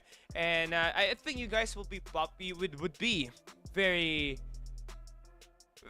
familiar with Justin, who's from obviously C8 before, back in 2022, which goes a long way back. But they're going up against DVK Oblivion, which was a team that we saw perform in Garena Masters 5 and had a very great showcase, right? Badman obviously was one of the key highlights onto that. He was acquired by Wolf, the real Wolf, which was Jabin's team before, because of his amazing performance and how fast he plays the game. But all to that, he's gonna be back in the main usual roster for the team. But if you guys missed the games here so far, we will be having the final two games live still. PB Sage and DVK Oblivion fighting for a semi-final spot. Same thing will be said with SKADI and WDC XENON, which will be playing a best of 5 before we end the night. Now, looking at our schedule for the day, we have seen 3-0s all throughout, but I think this game number 3 we're gonna have has tons of potential to see that long distance, which we've been eyeing out for since the start of the day. Now, taking a look at the maps and modes for the teams, we got PB Sage being Team 1. They ban Hacienda, Tunisia, and Standoff, and DPK banning Apocalypse, Meltdown, and Crossroads. A bit of a mix of the new and the older setup maps that we got in the map pool. But taking a look at our map right now, the first 3 instance: Takeoff, Hardpoint, Firing Range, SND, and Control Rate, which will be, you know, kind of very useful in terms of playing with playing with your best, right? I mean, this is one of those maps that was overplayed all throughout the season of Garena Masters and has been a mainstay in the Call of Duty scene. Now we got Summit and Slums as our game 4 and 5. Do note, if we ever go down the distance, that will be Sage's best SND map. That's one of their solid picks. So if you're DVK, you're looking at a map 3 or a map 4 win, just utilizing your respawns and maybe even taking away that SND that you will have on that firing range map that you're gonna play. But yeah, big shout out to Aro. Why are you not playing in DVK anymore? Are you focusing on that other game? Huh? But also a big shout out to Clement. Sage plays us on the stream. And a big shout out to our mod, Roger. That's not Uncle Roger, but he's Roger. Oh, yeah, you know, one of the Garena OGs in the chat right now. Just watching these teams go at it. Again, this is the first time this year that we get to highlight the teams in Garena. We saw India, we saw how Godlike dominated, and we saw how the Indian teams have managed to improve by finally able to take some round wins and maps up against those other squads. But now we enter the battlefield. Welcome to Takeoff Hardpoint. It is gonna be your boys from the side of DPK starting on the left side of on your screen, and PB Sage starting on the attack side, right? So far, as from what we saw from Anduin and WDC FREESLOT, is all about just fighting that top floor in this game. And as we take a look at it here this way, Joke, one of the standouts coming in from Easy Reborn before. I mean, he scored one of the best and the highest kills in the Garena Masters 4. So having that talent around is going to be very beneficial for a team like DVK Oblivion. Now, you also have Cash Lover in there. That is Epox for the guys that who don't know. Has changed his name to become a simp. But no, yeah, getting aside, you're gonna be this team's gonna be relying on him to do so much of that damage. Now, Magista is a returning pro player. Has always been part of the Philippine region's top threats in terms of getting some highlights and actions in the game. And yeah, one thing more than likely, they're going up against a very experienced squad. A squad like PB Sage, who has managed to win up against De La Salle, who you don't guys know is a collegiate team in the Philippines that had one of the best rosters in the entire game itself. They had, I believe that what they had Young Jae, former player from Elevate. They had a couple of players from the girls division, and they also have, I believe, was the guy from Brook Wisdom before. I'm like, oh my god, I forgot the name. But yeah, obviously it was a stack roster. But many who doubted PB Sage made them, you know, just like a big underdog story coming in from that squad. But we are seeing so much lag. What the heck is happening here? Man, what is wrong? We got so much hit today, but PB Justin able to get some shots. Nice plays coming in from them. They also have that rotation on to the next. Chicken will be that point man, route man heading into the generator side. 34-40 is going to be the score of the game. It is your boys from DVK starting off the back foot, but they do spot down the player that's trying to play for that zone. That should be information for Joke that there's two guys holding off the generator side. He has done one kill. What? What the hell? Okay, never mind. Yeah, we are experiencing some trouble with the internet, but MPV Corbin fighting a 3-piece with the claw. That's exactly how you want to start things up, but Joke now going to try to push in with his own operator, but will get shot down, and now we get to see a 50-50 battle on this rotation. Mako holding off the point. No, please, no. Why are we doing this? I hope it gets better over time, though. Yeah, the lag is real. This is what happens if it's a solo prod, guys. Yeah, I want to try to change to another ISP, but it's gonna stop the YouTube stream, so we're gonna take this one through. Now, big shout out to Sebio on the chat, by the way. Again, I think it's part of SKADI now, or I believe still from DVK, but we're gonna find that one out later on. But looking at our P4, this is going to be Money Hill, and Casual Laver will not get that gunfight. So PV will have that flood inside of the hard point. It's up to SB19. Or trying to stop that push coming off from the flank, but that's the play from him. Actually delayed some positions, and Joke is able to snake on by inside the point, but cannot land that gunfight. So PVK have to play through from the backside.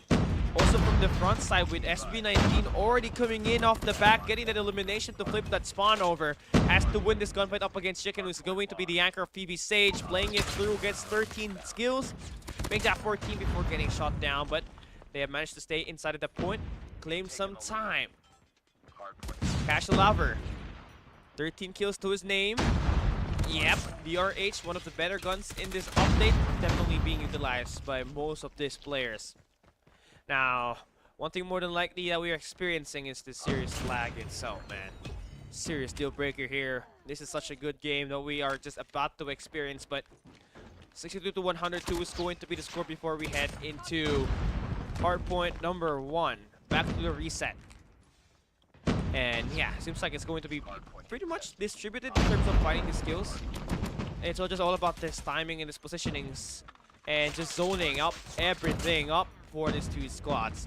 PV Sage, Justin, they will be forced to a reset. They will be knocked down. They have to play through from the red side, trying to escape the spawns. They take down Joke. Now they can push towards these spawns at the launch center. Hold off of that scaffolding side. And Viper's already anticipating this attack from Joker, but man, Joker is just insane. He's lining them up, finding that 3-piece. 18-113 is going to be the score of the game here. And Viper, big gunfight there to put that hard point in their name. But you can see the scrappiness from DVK Oblivion. They don't want to give this team as much time as they have already gotten in this first 4 hard points, first 5 hard points, to be fair. But yeah, PV Sage, obviously one of the best teams, formerly under Coach Olea, now under the hands of Coach Kitoy. their team captain from their collegiate team from Sage, Ultimate Son of Christine. By the way, coming in from Iloilo, where Warden lives, coincidentally. Yeah, but yeah, 82 to 133. This is going to be a map pick from PB, so you really expect to see this kind of dominance, right? Operators will be invested. Corvine and crew able to get some highlight plays. I mean, this is essential because now they force this squad to be at the generator side. And the problem with this kind of play is that you have to realize it's such a long walk and there's only a few points to actually contest. So if ever we see typical Oblivion fall for the bait and contest this P2, this will be the best time for a team like PB Sage to rotate around next. And basically what I was just saying, typical Oblivion fell for the bait and you can see Corvin holding up the generator side, trying to flip those spawns over. But yeah, they all get gunned down a bit.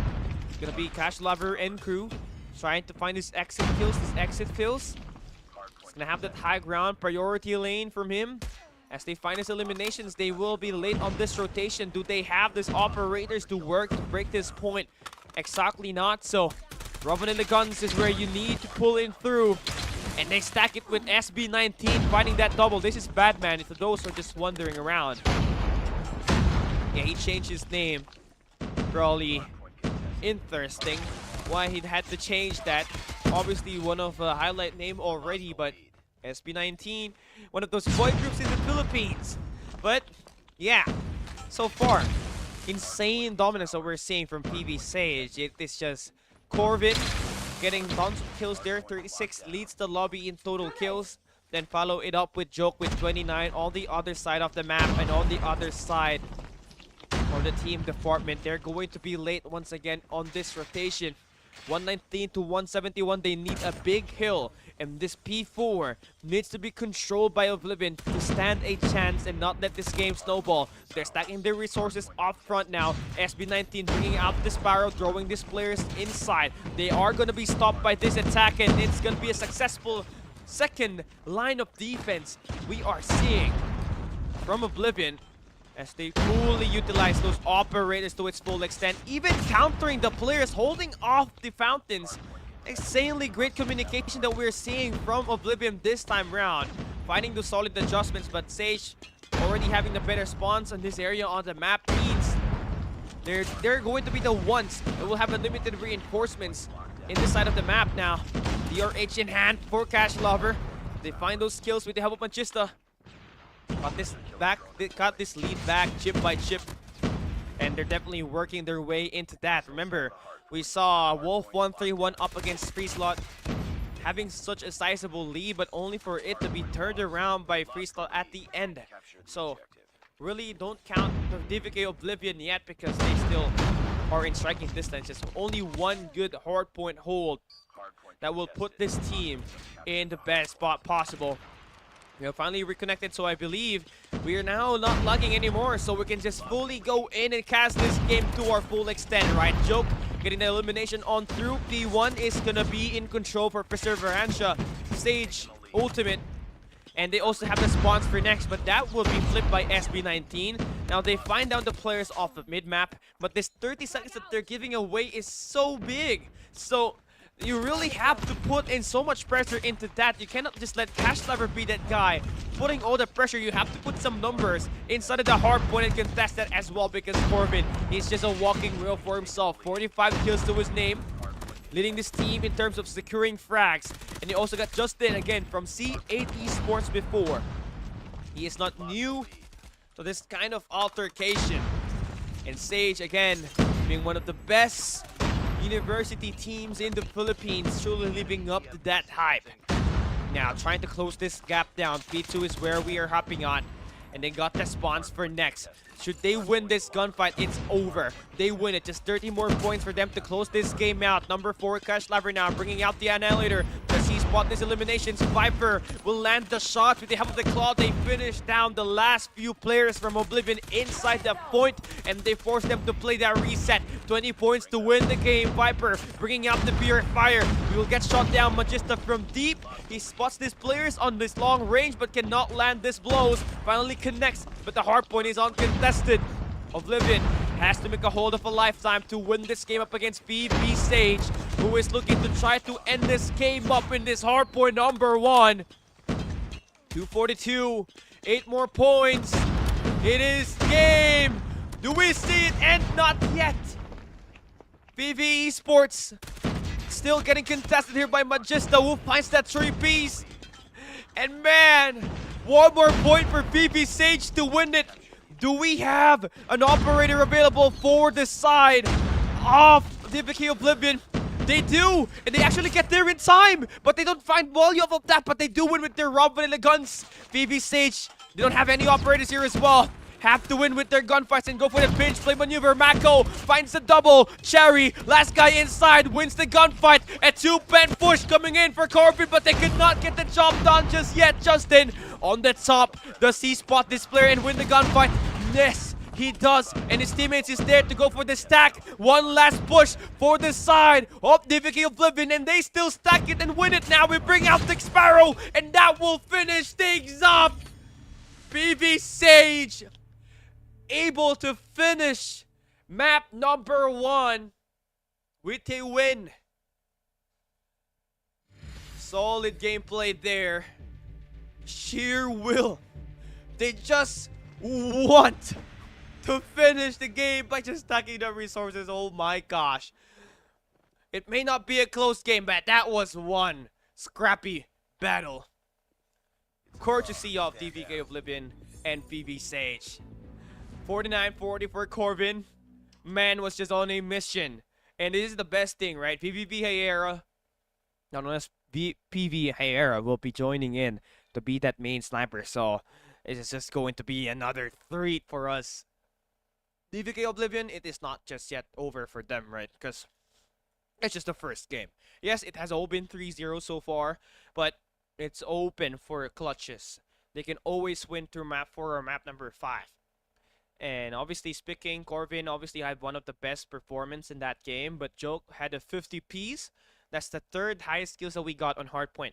Number 1 player has to be Anowin on the same map, 72 kills.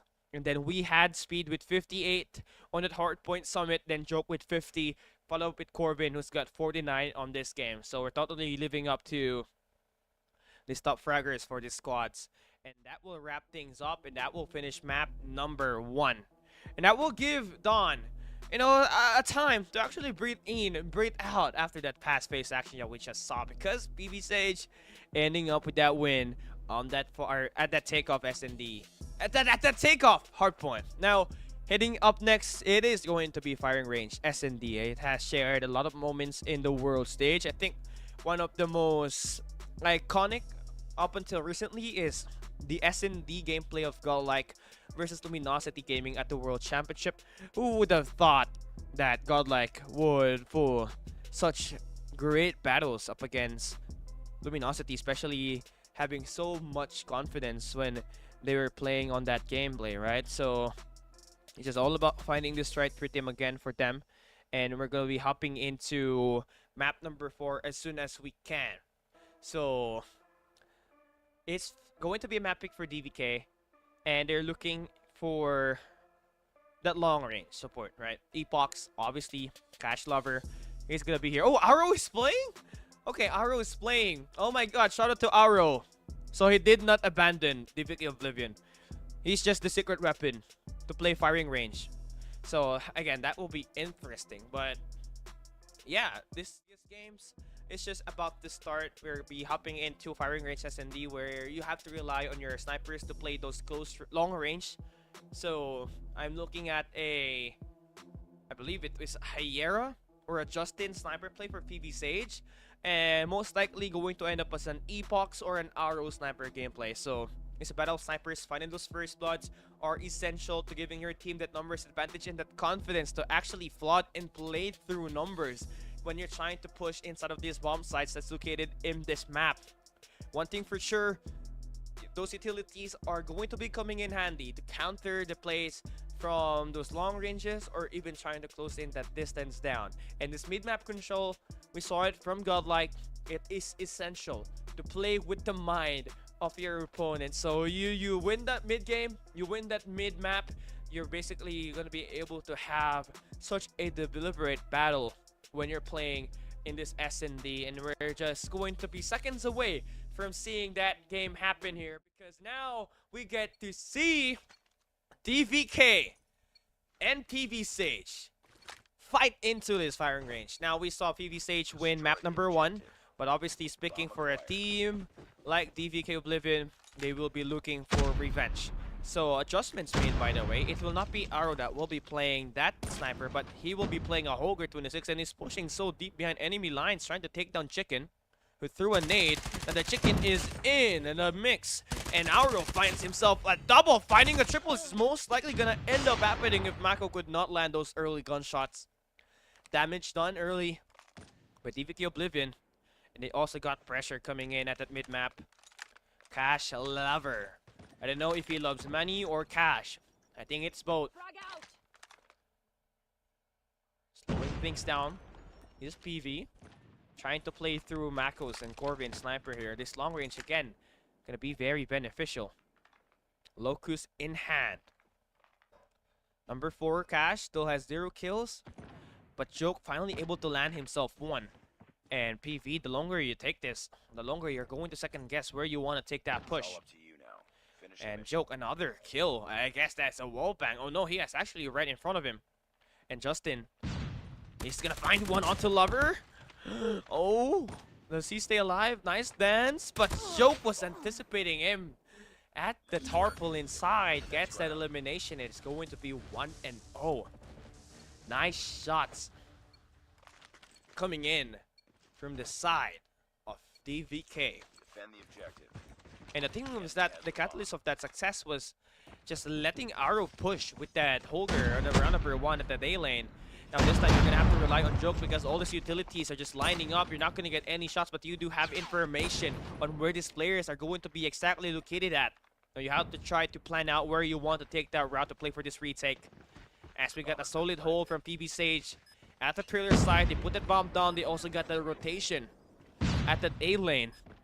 It's going to be a tough battle here unless you try to take this on one angle. And now Cherry brings out the push. Arrow loves you still holding in towards that mid-map, trying to expect where these players might be located at. Joke will now be taken down. SB19 dancing and letting Arrow do the work for him. It's a 2v2 situation. 19 seconds to work around. And Chicken has had that high ground. Hyera connects one. SB19 1v1. Chicken pushing out. I don't exactly know the reason for that. He's got that scope. He can continue up the pressure on a long range, but nice scatter play for DVK on that battle. Holding this team with tons of primal position and getting those eliminations and putting a lot of pressure on that defense. Remember, PV Sage had one of the best setup there, but the flood just was not really expected by the team to happen at the barrel side. They're still gonna try and get another crack at this. This time with a safety net with number 2 and Chicken holding down the back. They also taken down Joke off for front, so one sniper to worry about gone. All about just finding that bomb plant once again and not getting your head pieced off of this attack from SB19, who's trying to use utilize this sniper here. Still going to be a guy on the 10 side. Does SB19 know about that? Because now they're going to try to throw some nades. Arrow loves you now, tying up the game. Trying to push in. SB19 spots the guy on the trailer side, but nice counter there from Justin. But Arrow loves you on the back. He's going to spot Chicken, but the Chicken actually clockles and gets the bullets to land on Arrow's face. How you like that wordplay? Yeah, he did not chicken out, man. Defend the objective. The enemy has the bomb. All right. First round win for PV Sage. Number 4 in Cash Lover, he is in deep trouble. He did not land a shot, so now gotta back away. Withdraw from that initial position. Let your teammates rotate around before you try to take a crack at this. Corbin will get stunned. And here comes the push on only one side. Interestingly. And we got Cherry actually pushing out as well. SB19. You're gonna, yeah, he's just shut down just like that. Justin, Cash Lover, pulling in it greatly, and all the players at the mid-map gets gone down by Corvin with a 3-piece from the Fennec. Joke. Gonna be last guy alive. Bomb is gonna get planted. Pick Pick one more time. The bomb has been planted. Oh, they're just playing the waiting game. Oh, your head is off the game. Just swing by, Corbin. Swing it by. Putting too much respect on Joke here. But he's letting his teammates play for contact before he rotates. But no! Joke actually snips him out. 1v2 done. We see a 1v3 Corbin. Oh, he spots him. Oh, he does not confirm it. Joke on another life. But man, he's dead. Lost that round, but it's not over yet. Ready up. Yeah, SB19 is bad man. Bad man. Bad man. Enemy has Come on, bombed Batman. the I'm Batman. bomb. Destroy the objective. Wait, actually, the solo cast is getting to me. It's so hard. I don't know how did I get through casting 8 hours back in 2020. Man, it's crazy, insane. But push coming in at the trailer side. Cherry and Arrow loves you fighting those eliminations, and man, what a clean coming off of that play is SB19. Yeah, here's the last guy alive here. Oh, he's a gunner. Cash lava. Nice work. Win for the next round. Puts DVK still at the lead.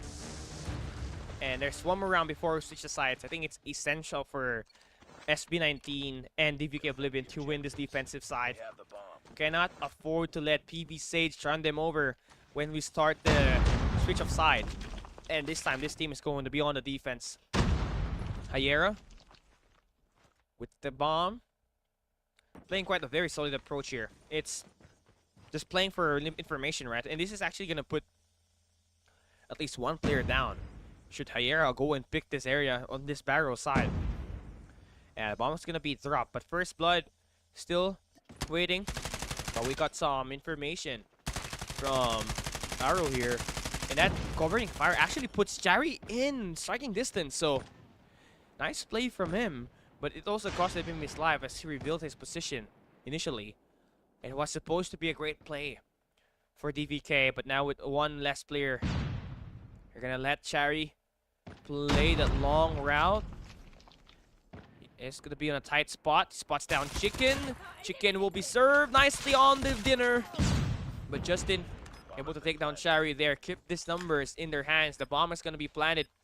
Number 3 in Justin. Holding down that mid-map. He's able to take down Joke. Cash Laver and SB19. Last 2 players here. And Mako. Yeah, still holding down Tin side. SB19 cannot close the distance down with the Fennec, so you're going to have to rely from your snipers to do this job. But the longer you try to take this, the longer that you're going to get punished, right? But they take down 2 players here. Cash Lover finds a double! Corbin, 1v1, he just have to back away. Oh boy, 8 seconds. He's buying so much time. That will be worth it. It's going to be a tie as the bomb explodes. 3 and 3, but wow, almost quite a retake that we just saw there for this squad, right? 3 all on the kill feed, on the scoreboard, Destroy the objective. and Bomb acquired. PB again starting now on the defensive side, opting for a 2-2-1 split, having a sniper guard around the A site. Now they do have that information again. The bomb is going to be down on towards A. Cherry and an SB19 holding down trailer side. Gets that immediate mid-map quick throw, but Chicken taking down Cash. One of the sniper is out. Arrow has to play for contact here. Spots down Mako. Oh! Oh no! He did not get the slide as fast as he can, and now it is over. That grants him an opening at the back. Joe could not confirm that first kill with the scope, but now switches it up with the pistol to take down Hyera. So one more guy holding down the back here. Needs to win this gunfight up close and personal like a shotgun, but the bomb is being defused. But SB19 gets it. DVK.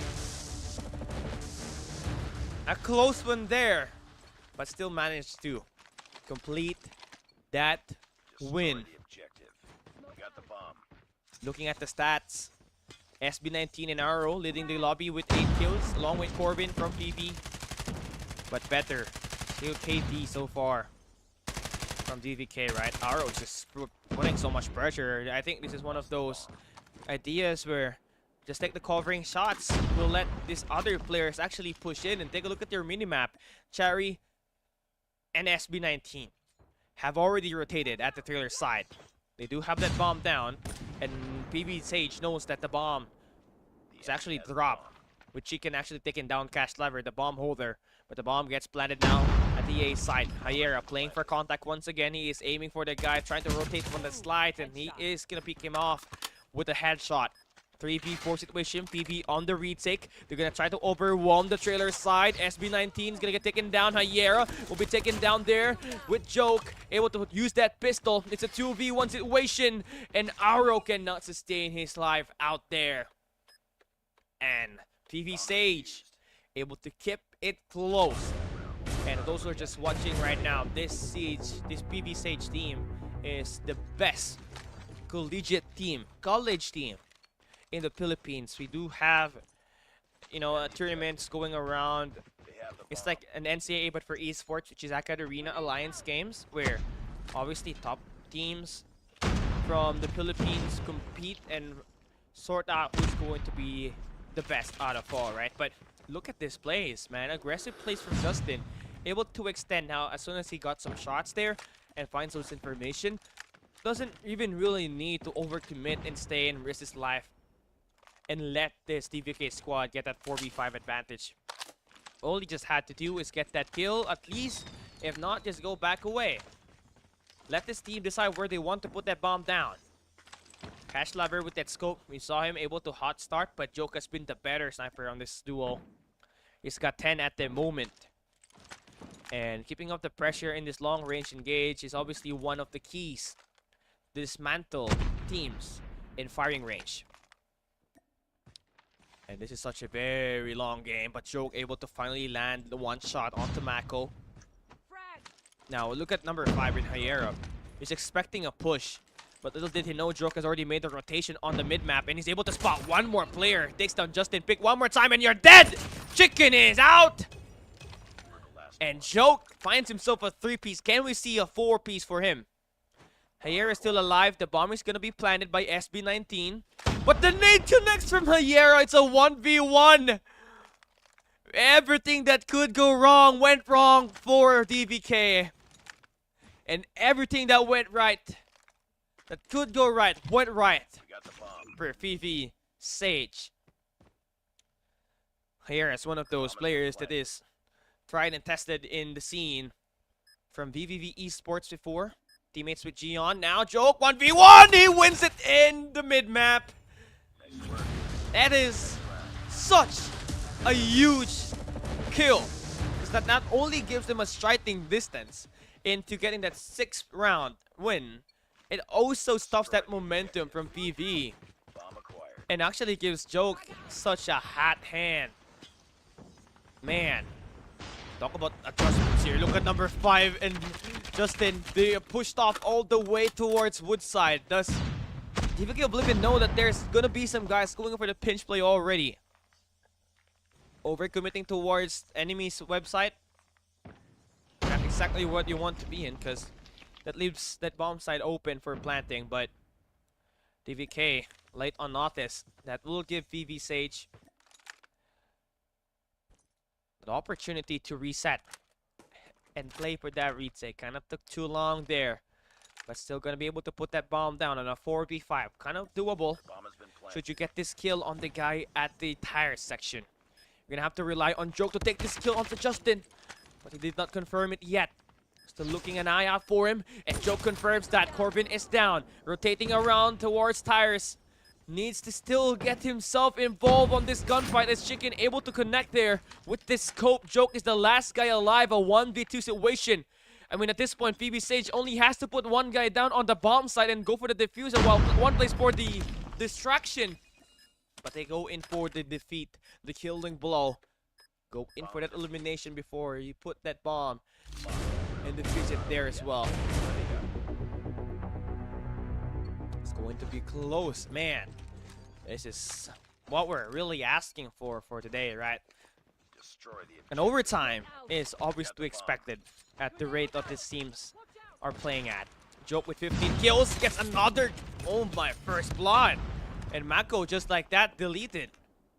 And Mako is one of those players that we know can delete some players anytime he wants. But SB19, nice trades. Our Loves were able to push out Justin, last guy alive. Now 1v2.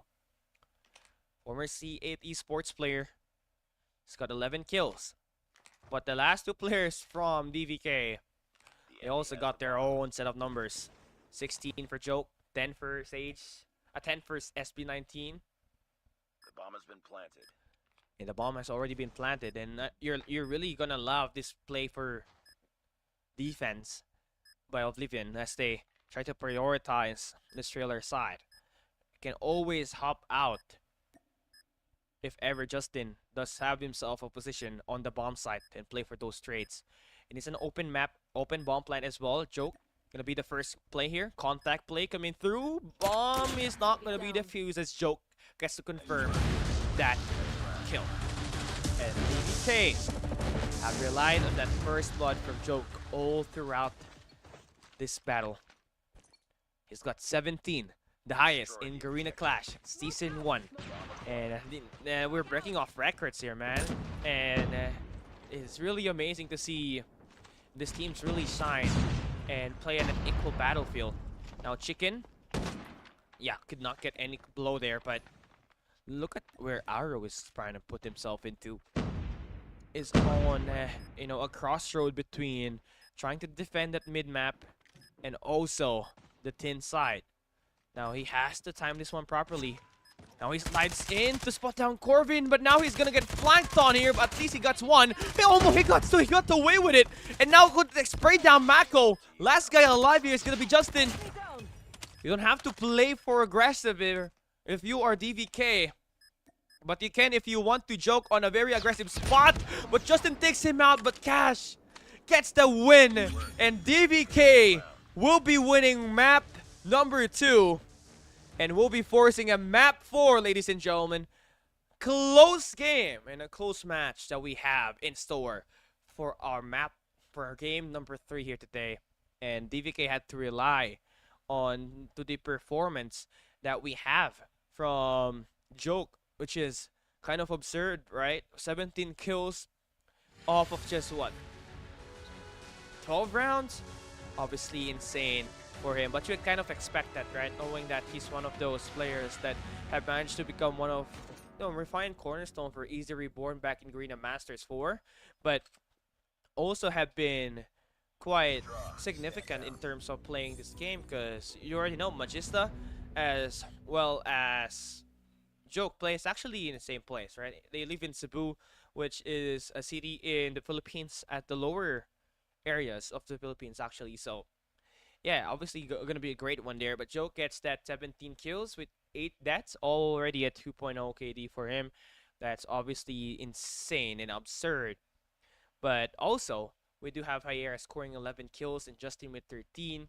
And I don't even know what went wrong there for PV Sage, right? Because the battle was just too close. I guess at the end is where they kind of got erratic there real quick, especially when they were playing for aggression. And that's where actually Joke was able to get those first bloods and play for those early 4v5s that transcended this team to become such a threat to finish things off at that round. But game still far from over, because we still got map number 3 right up ahead, which is going to be raid control. And we're guaranteed for a map number 4. Yeah. Oh, nasa papaga. What? What? So what happened? So, oh my god. I'm so flabbergasted right now. I did not know that, but it is going to be control raid that we're gonna be hopping into. So right now we will be seeing PV Sage starting on the defensive side, and on a map like raid, you already know that the money room, the immediate access to the money room, the kitchen control, and the laundry side is one of the best positions that you can take anywhere you want to play in this map.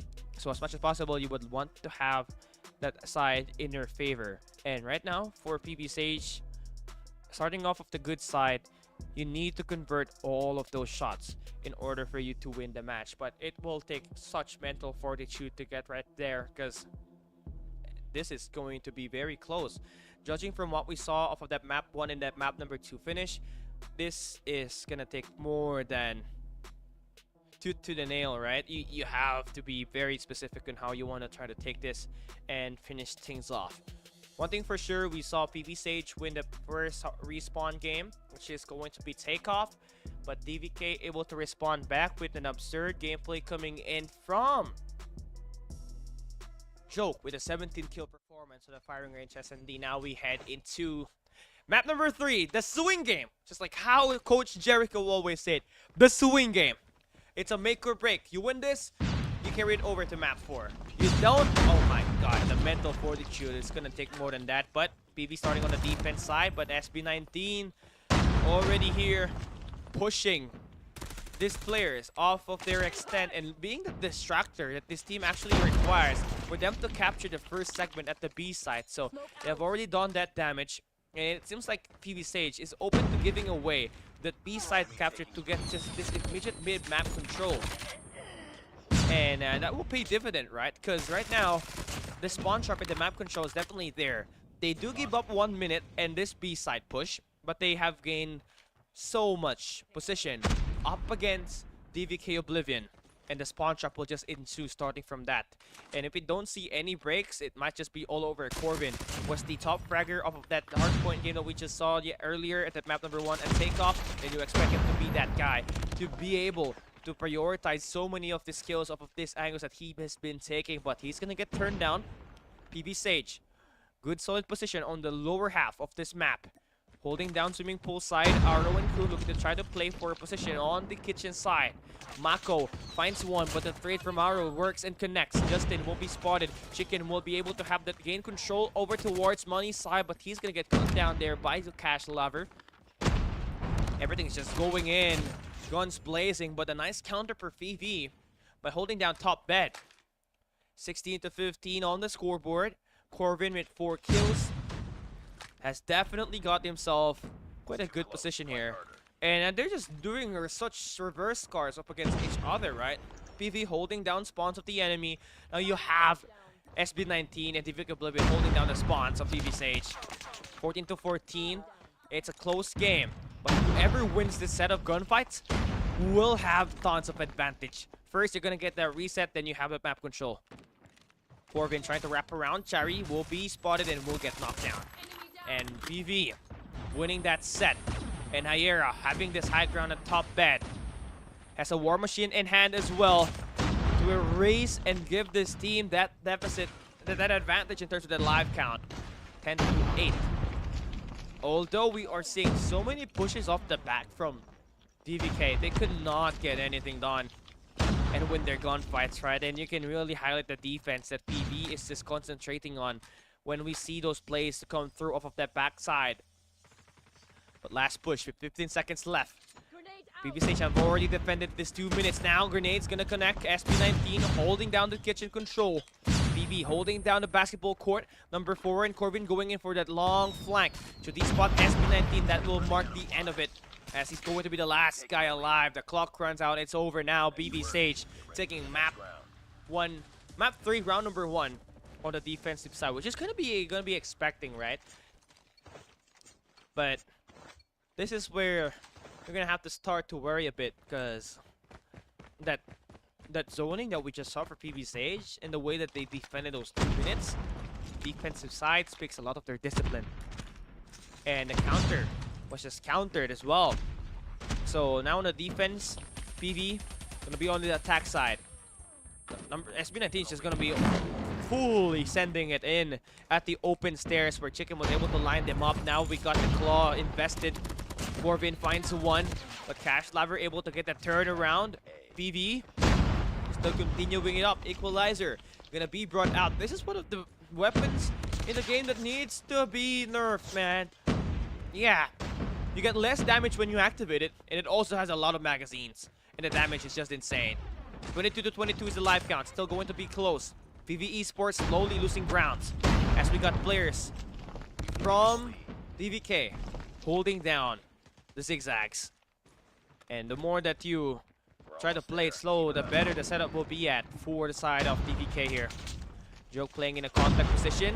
Spots Mako down. Sprays it up against Justin. The reload will be there in time to get Hyera, and Corbin about to get deleted. Joke on a drive-by. Fighting a 4-piece. Make that a 5. Mako is down for the count. And this will give DVK the 3-point advantage on the live count.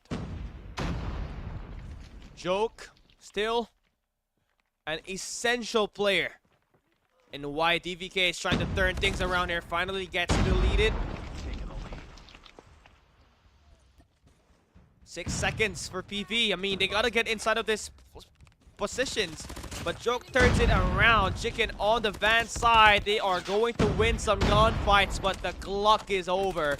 And it's still going to be the same outcome of map 3 round 1, where defense will be able to win it. So should they get this long game, man, we're talking about huge.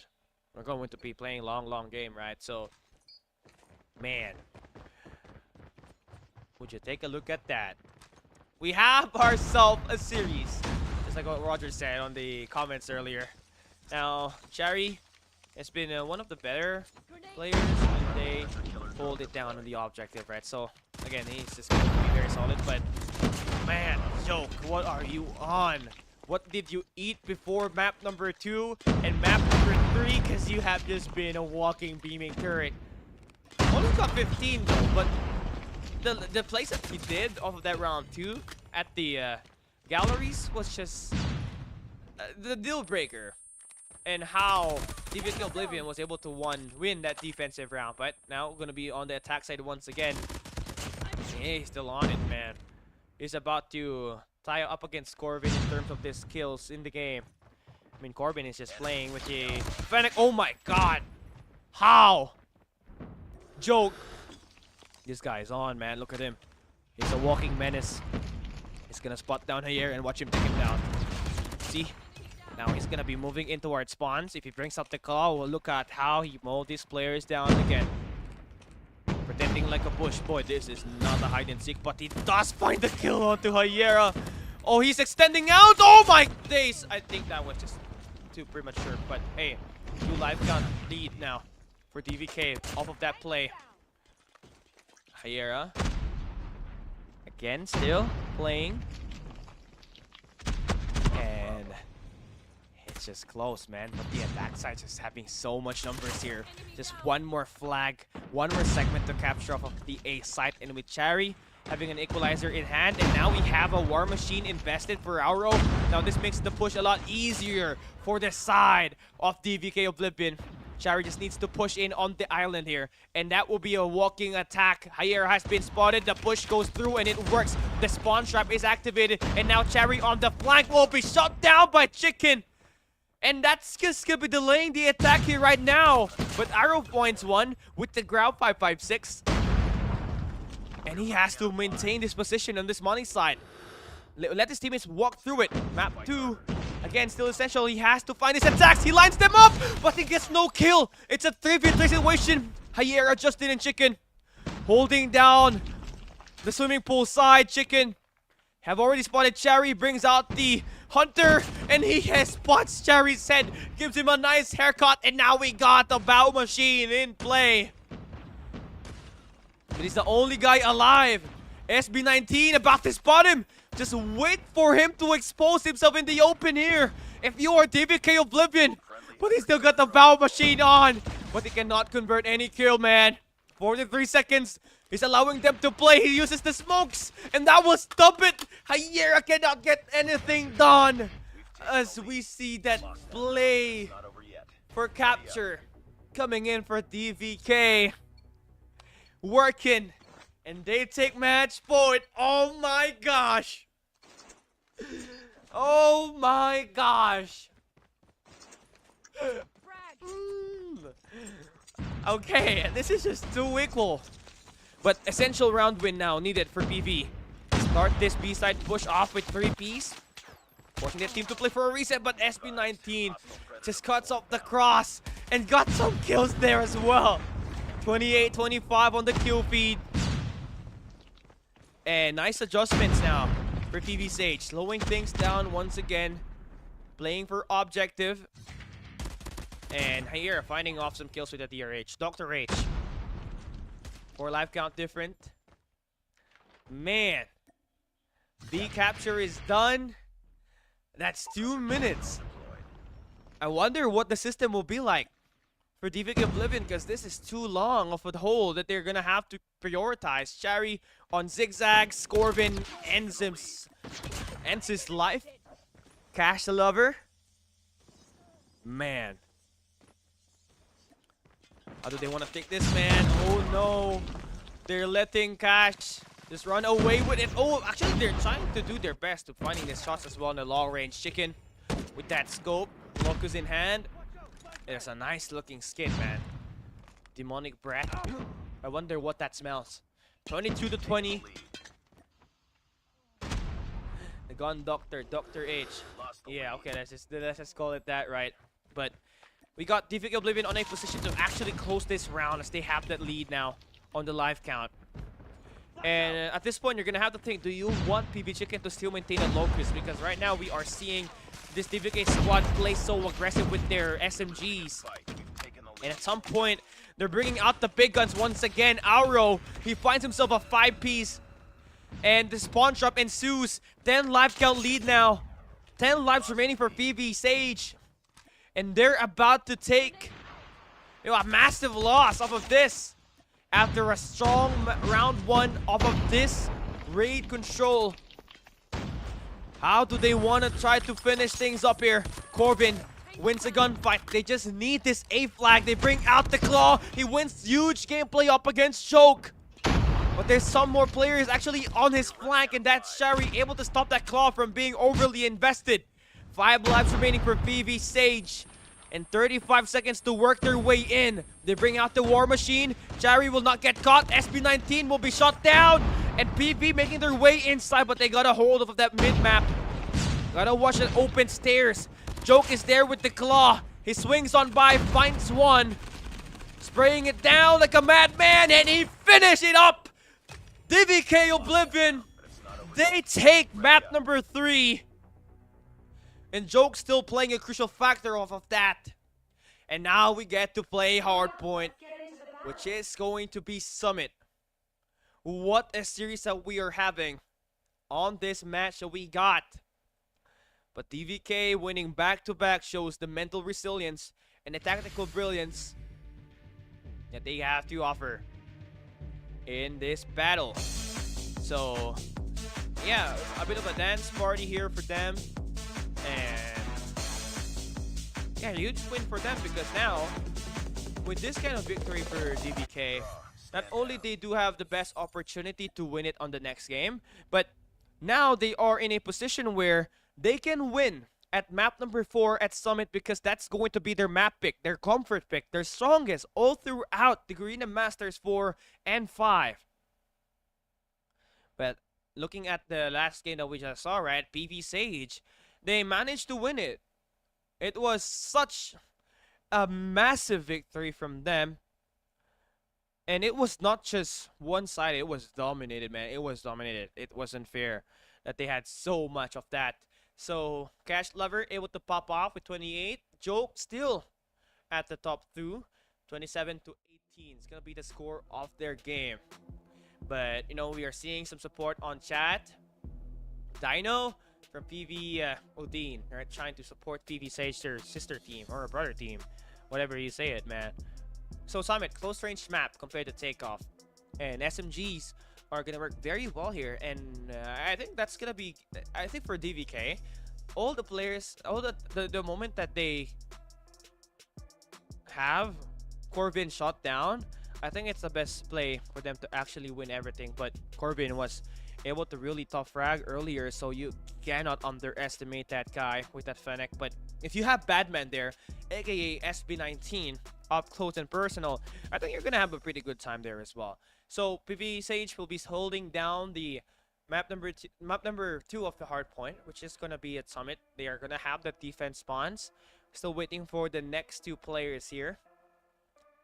And should we ever go down the distance at map number 5 is where things get too interesting, because that is where we will see PV Sage at their strongest. That is the map that they have managed to defeat the strongest team in the Philippines Collegiate League, which is in Arena Alliance games. And for those who are just watching here right now, waiting for the SKADI and the WDC Sanon game, you're watching PV Sage as well as DVK Oblivion. It's a Philippine showdown here this time, and yeah, the game is about to start.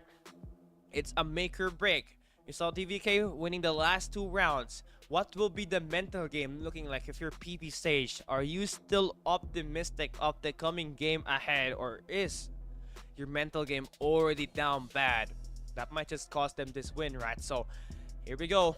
This is gonna be an important map for PB Sage as well as DVK Oblivion. And map number 5, should PB Sage gets this win, but if DVK Oblivion gets to close this one out, they will be meeting whoever is the winner of that SKADI and the WTC XENON game. So yeah, it has been a while since I saw my face in this stream, but yeah, it's nice to be back here on the caster desk because now we are ready for some fight. That map number 1 at Takeoff Hardpoint was close as it can get. Can we expect the same thing happening off of this map number 4, where PB Sage's life is on the line?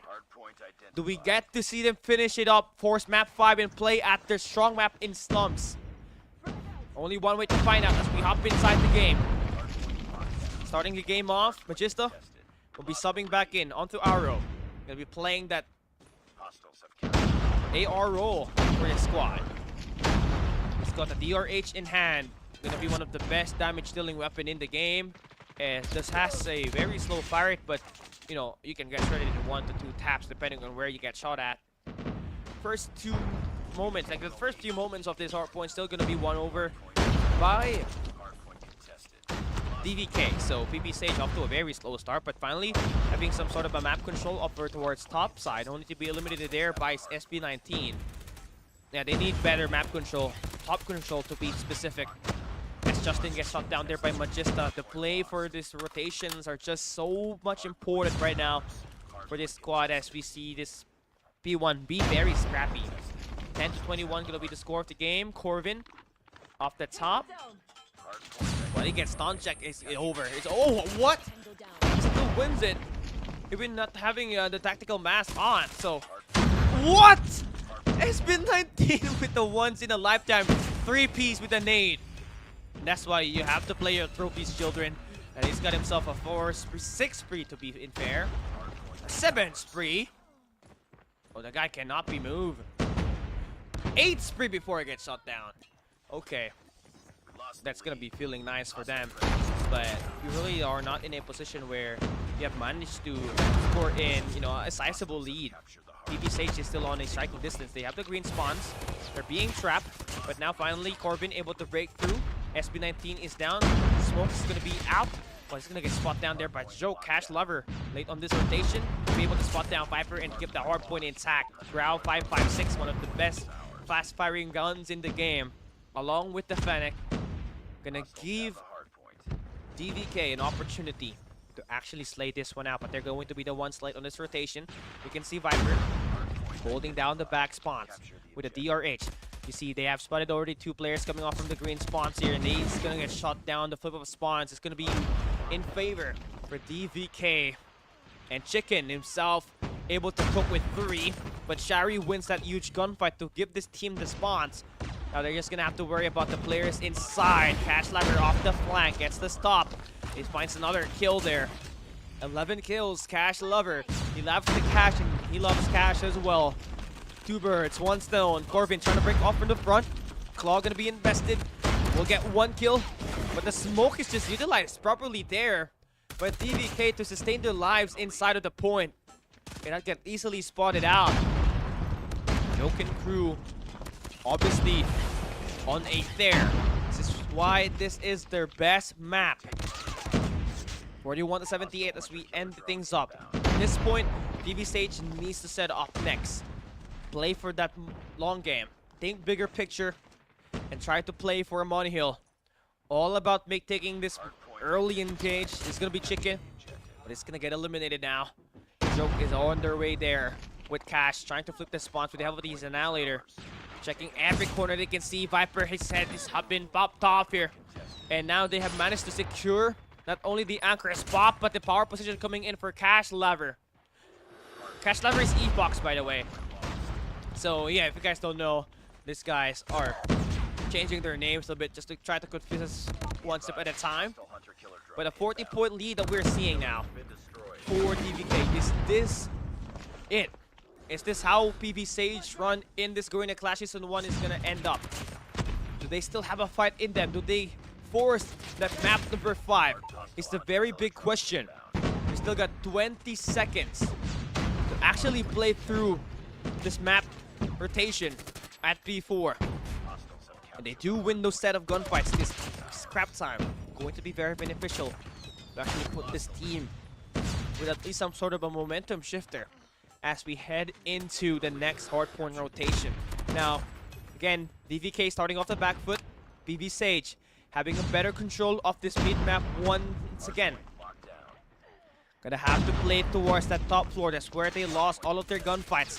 And you can see Justin able to get some shots in there, but he's gonna hop inside the point and contest it, not give any sort of time to be in favor for DVK Oblivion.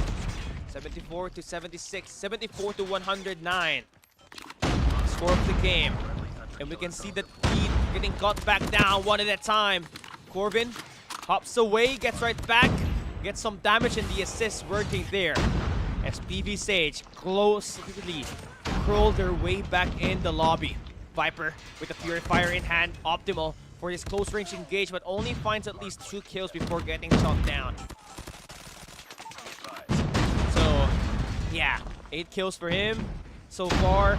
PV Sage on a single digit, slowly getting that lead change. So they get the last 5 seconds. Cash Lover though, able to get right back with a 4-piece of his own. They got that high ground obviously, and has been the top fragger for this squad. Cash Laver, 24 kills to his name. PV Sage, Chicken, has 24 for himself as well, trying to secure off the back spawns. He has to play with his life, no teammates to work around him, so he has to win this 1v1 gunfights. He takes one down already. Cherry trying to hunt him down, but Chicken wins the gunfight and gives this team the best spawns. And now he brings out the War Machine to keep that pressure on up against DVK Oblivion on these catwalks. SB19 been able to shut him down. PV Sage about to get this through, man, but again, they don't have enough players inside of the point. Cash Lover able to stop them down like a fireman, able to extinguish the momentum that we are seeing. PV is able to build up, and 3-piece for him, almost a 4. But his teammates there to shut those players down. Corbin finally, with some frustrations in there, gets the final 9 seconds. But what they need is to change that P2 to P3 rotation. You can see Viper holding off the back.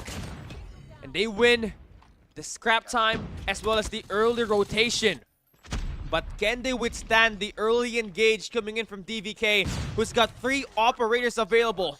Starting with SB19, he's got a Sparrow to work around. A Claw will be utilized here to stop the push coming up from the front. Corbin will force this player to rotate around the zigzags, but he's actually getting caught down. Now Joke comes in at the best time, finds himself a 3-piece, and that is going to be a massive break for this side of DVK Oblivion to extend the lead and keep themselves away from PV Sage's hands. Corbin and crew slowly stacking, using that smoke to utilize, close the distance down, but they still get gone down by Cherry. Massive plays off of Chicken, coming in from the cable car platform to distract these players to focus on him, and that gives PV Sage an opportunity to be inside of the point. Number 4, Cash Lever off the flank once again, sliding in and out, finding one, reloads in, and his teammates massively gets there. But that's great, right? It is gonna be PV Sage that will stop DVK Oblivion to score a money time off of P3. Now they got the rotation for next. They bring out the Purifier early. I don't know what the play call is right now, but he has to win every gunfight to keep the pressure in. SB19 needs to be wary of this, but he gets burned. Barbecue all the way through, forces team to play that reset, but Cherry brings out the equalizer, but he's gonna get shot down by Justin, and a massive hold for Justin there with the Sparrow as well. Huge operator investments, but SB19 out of nowhere dashes his way with the KRM. And now it is just going to be back and forth scrappy, but still the hardpoint still gonna be anchored away by DVK Oblivion, which gives them those unlimited reinforcements, with Justin now able to get somehow the back spawns. Justin now able to put in quite the burner. Scores himself 30 kills, 172, 173. The game is still gonna be very long.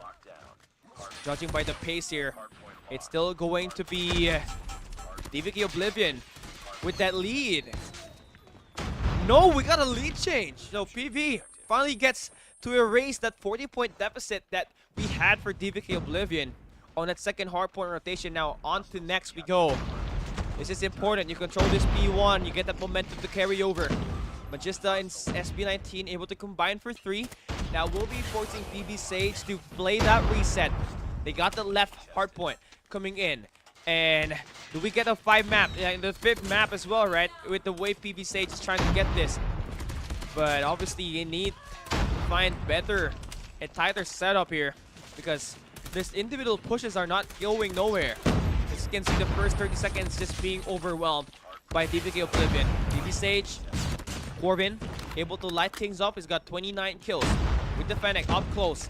Needs this last 18 seconds to keep this game as much as we can. Now you got SB19 with this KRM, able to spot it down, able to streak up. It's a Spyro that will be available coming onto the next hardpoint. 188 to 198 is going to be the score of the game. Still, no one barely inching towards the 200-point mark. And speaking of the Devil, that's first with DVK. Just a 12-point lead that they got. You are never too safe with this kind of lead. So you gotta do everything. You gotta full send everything on your way to try to finish things off. And the best way is for you to pull yourself at this P2 catwalks. So far, PB Chicken and crew, they will lose every gunfight, and that will buy some time for a team like DVK to finish things off here.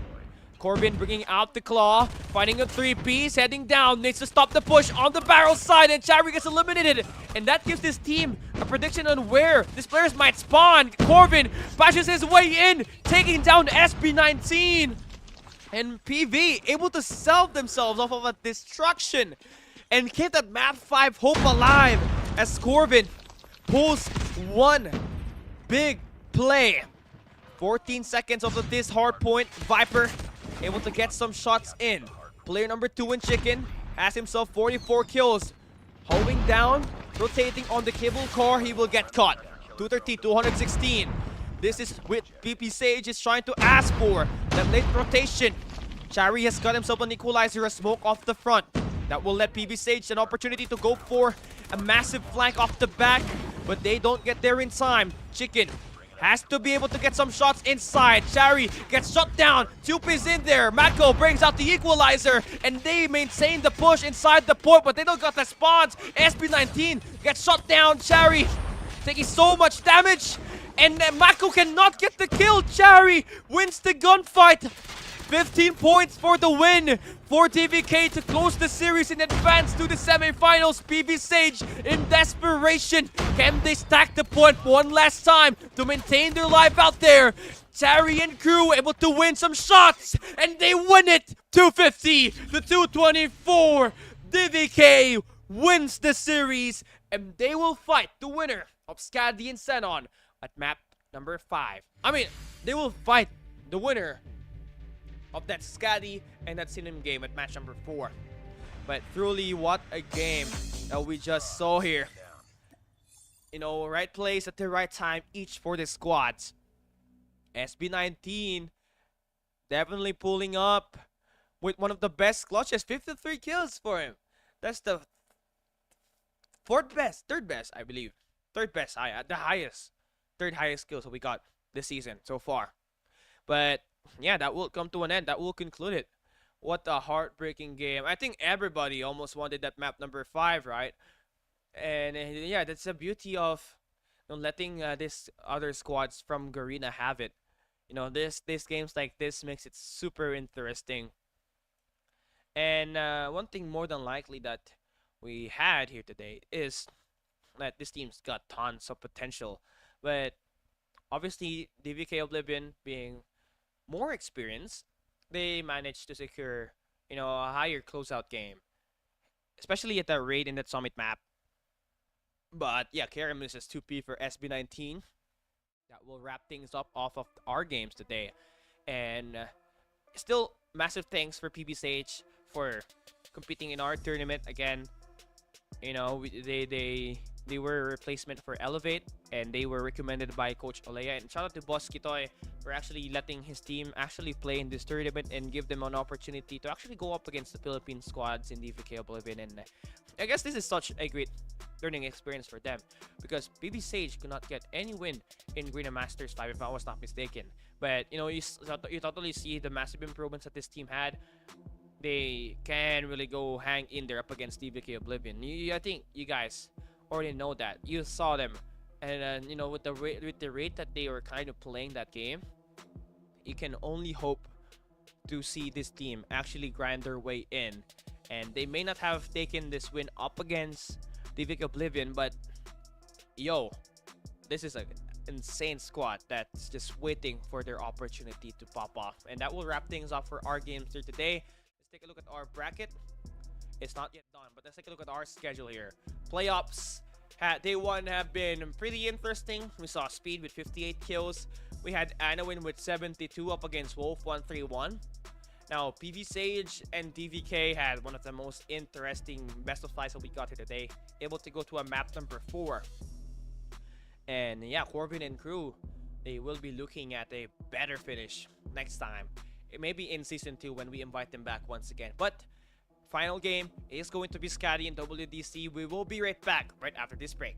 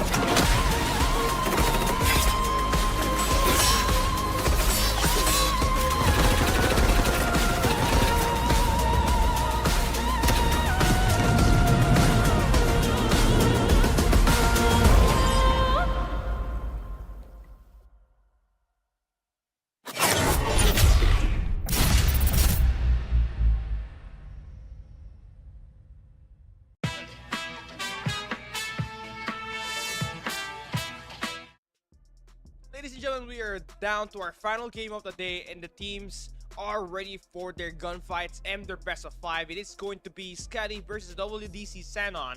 It's going to be a PH versus Thailand event. So, going to be interesting to find out what will be the performance of SKADI will be looking like as we enter today's lobby, right? Because we all know that this team obviously had the most potential in becoming the next Garena super team. Like, we're talking about teams, players that obviously have been there around the scene, but lacks that one single push that will give them, you know, an opportunity to become the best in their own placement. Now, SKADI, Freezy, and crew will be looking up against WDC XENON, who has Prada and Mystics and Dopin. You know, one of the most experienced players in the Thailand region itself. So looking forward to how will they play on this specific map that we're going to be lining up on this best of 5. You got Takeoff, Slums, Raid, Summit, Express. Now, 3 of the matches that we have played so far today have been played on Takeoff. And yeah, it can get rather quite repetitive, but it's the way that we are going to be playing the games itself. As we got SKADI and WDC XENON fighting for the spot up against DVK Oblivion at the semifinals. This best of 5 will be brought to you by Mr. Omer Mohammed, our Indian sponsor, making things possible for us to host community tournaments like this. But start the day off, it is going to be SKADI starting off of the strong side as they immediately have the P2 spawn for next. Now, one thing more than likely, WDC still have not yet put themselves in a spot where they will claim some hardpoint points, but finally they do so, but only to be overwhelmed by the numbers inside. You're looking at Mystics, one of the key players for XENON, heading into this matchup. Cannot really get so much about this right now, as WDC X Prada and crew are looking to find a way to put some numbers inside of that hardpoint. Again, we're playing on a Philippine server, so teams might have a big significant drop in their performance sometimes if ever, you know, the internet gets through to them. But Freezy gets punched, takes down Mystics, and yeah, what a very solid start that we got here for the squad, right? 30-5 off of P1 to think that it has to be very scrappy. They just made light work off of it. And 7 and crew more than likely gonna end up with a very dominant start, but it's still open for lots of these comebacks if we ever try to take a look at this, right? So yeah, the SKADI team is basically combining all the best players from Broke Boys Club and this SKADI squad. So the only player missing here is Jirok and Snurpy, who I think he's still playing around somewhere. But we'll find out one now. But looking at the total control that this team have been applying, they have, you know, forbidden WDC XENON and just securing so many points off of this hardpoint. Back-to-back money hills, if you try to consider it like that. And yeah, no one likes this kind of dominance, right? But it is what it is. This is going to be their map pick. So you're gonna have to play through their strength. It's gonna be prepared for the worst, right? Godly, WDC XENON. Yep, still gonna lose their early engage. That will open things up for 7 and crew to be in the catwalks on the generator side, but now we're finally seeing some sort of contest happening. Prada making that long flank, spots 1, but will not get that second, but still have the better spawns compared to what we have for this side of SKADI here. But Freezy able just to really step things up and just put in so much work up against WDC XENON, able to pop off, finds himself a double. And what kind of weapon is that, Freezy? That's an ugly ass skin for a Fennec, but hey, you work with what you got, right? And they're just obliterating this squad 105-13. Man, talk about serious change up with this. Yeah, serious change up. We cannot put this one off of the picture, right? This is a squad waiting for a major event to happen. Just topple every team that they might just see. And every, you know, rotation possession that we see WDC XENON try to take, There'll always be some guy from SKADI that will take them down. And it's this amount of preparedness that has highlighted these teams so much, right? So it's kind of pretty overwhelming if you're WDC XENON right now. 7 able to pop off the equalizer. And take a look at that kill. XENON just not really having it right now, kind of all over the place. Prada, they will be spotting 7 up, but Bossy and crew cannot get that gunfight to work. Now the EMP will be invested here by SKADI, and man, take a look at that. So there will be an EMP shock. That means the gunfight's just dominated by one team, and 7 lining it up, gets himself 19 kills here. And to think that there is no one individual player from SKADI that's just, you know, solo carrying it in terms of kills. Everybody's doing the work.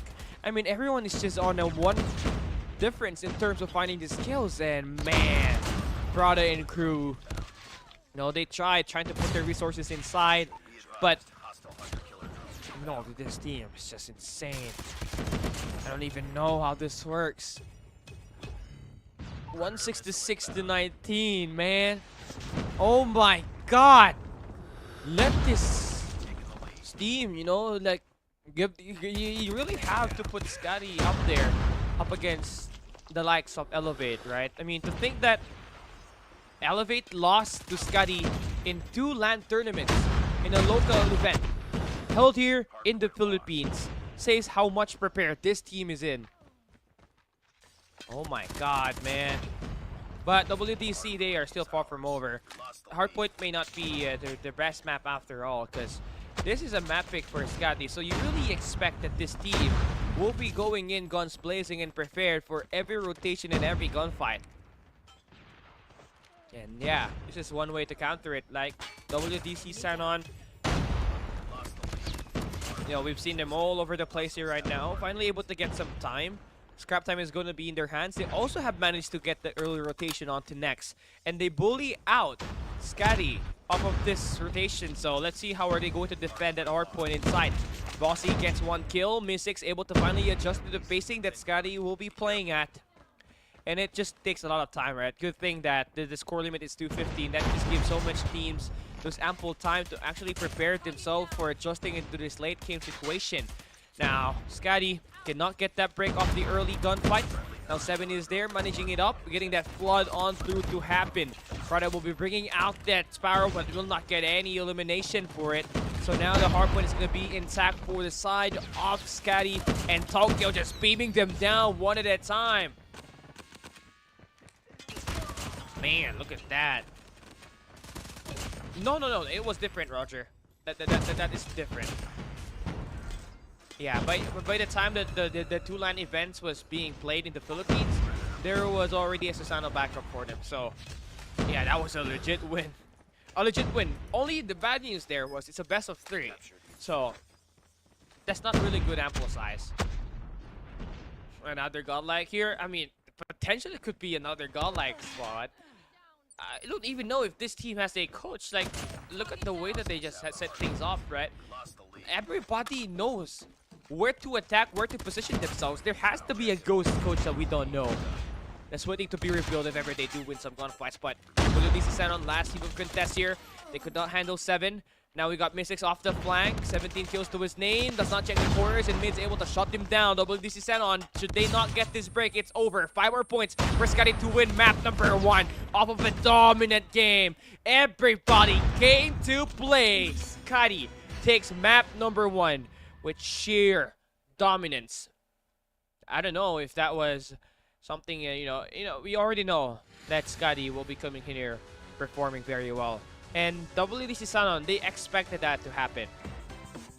And yeah, I guess it's not just really a hardpoint map that XENON wants to play at, and also a matchup nightmare for them, since they are opting for a more close-range approach. Takeoff, they were just being beamed down by those long-range weapons. So yeah, going to be a very off-the-back spot for WDC XENON, as they provide WDC a 200-point lead, a 100-point club, the first in this Garena Clash season. It's mids that will take the MVP, but you take a look at the impact rating for everybody here. Like Mids, Tokyo 7, and Josh, 190 points each. And Freezy has 168 because of that ugly ass Fennec. But hey man, I'm just kidding. This guy can beat me 1-1 and score a nuke if it's a race to 25. But yeah, nice way for SKADI to start things off. But WDC XENON, it's just all about thinking about the next map up ahead, because this is already a finished game. Just think about the SND where it's going to be your map pick, and you just have to slow things down a bit. Play for that bigger picture and just play without being affected by the pacing that SKADI has managed to brought into the first map, which was kind of a very fast attack, right? So that will end map number 1. Hope is not yet over for a team like WDC XENON. They can still turn the game around by winning this next map that will be up ahead. So far, it will most likely end up with SKADI taking map 1, but obviously there will still be an opportunity for WDC to actually win this game. So we're gonna be able to find that one out. But a big shout out to Sherry on the chat right now. And I just realized I had no stream delay whatsoever. Wait, let me change that a bit.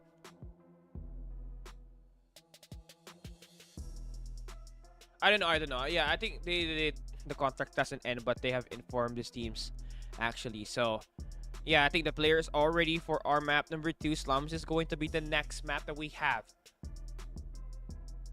And SKADI will be picking the side. They're going to be starting on the defense. But XENON now having an opportunity to play on their strongest map pick and have to rely on this long range. This will be exactly where we want to see this team light it up, right? So for XENON has to work through with their snipers here.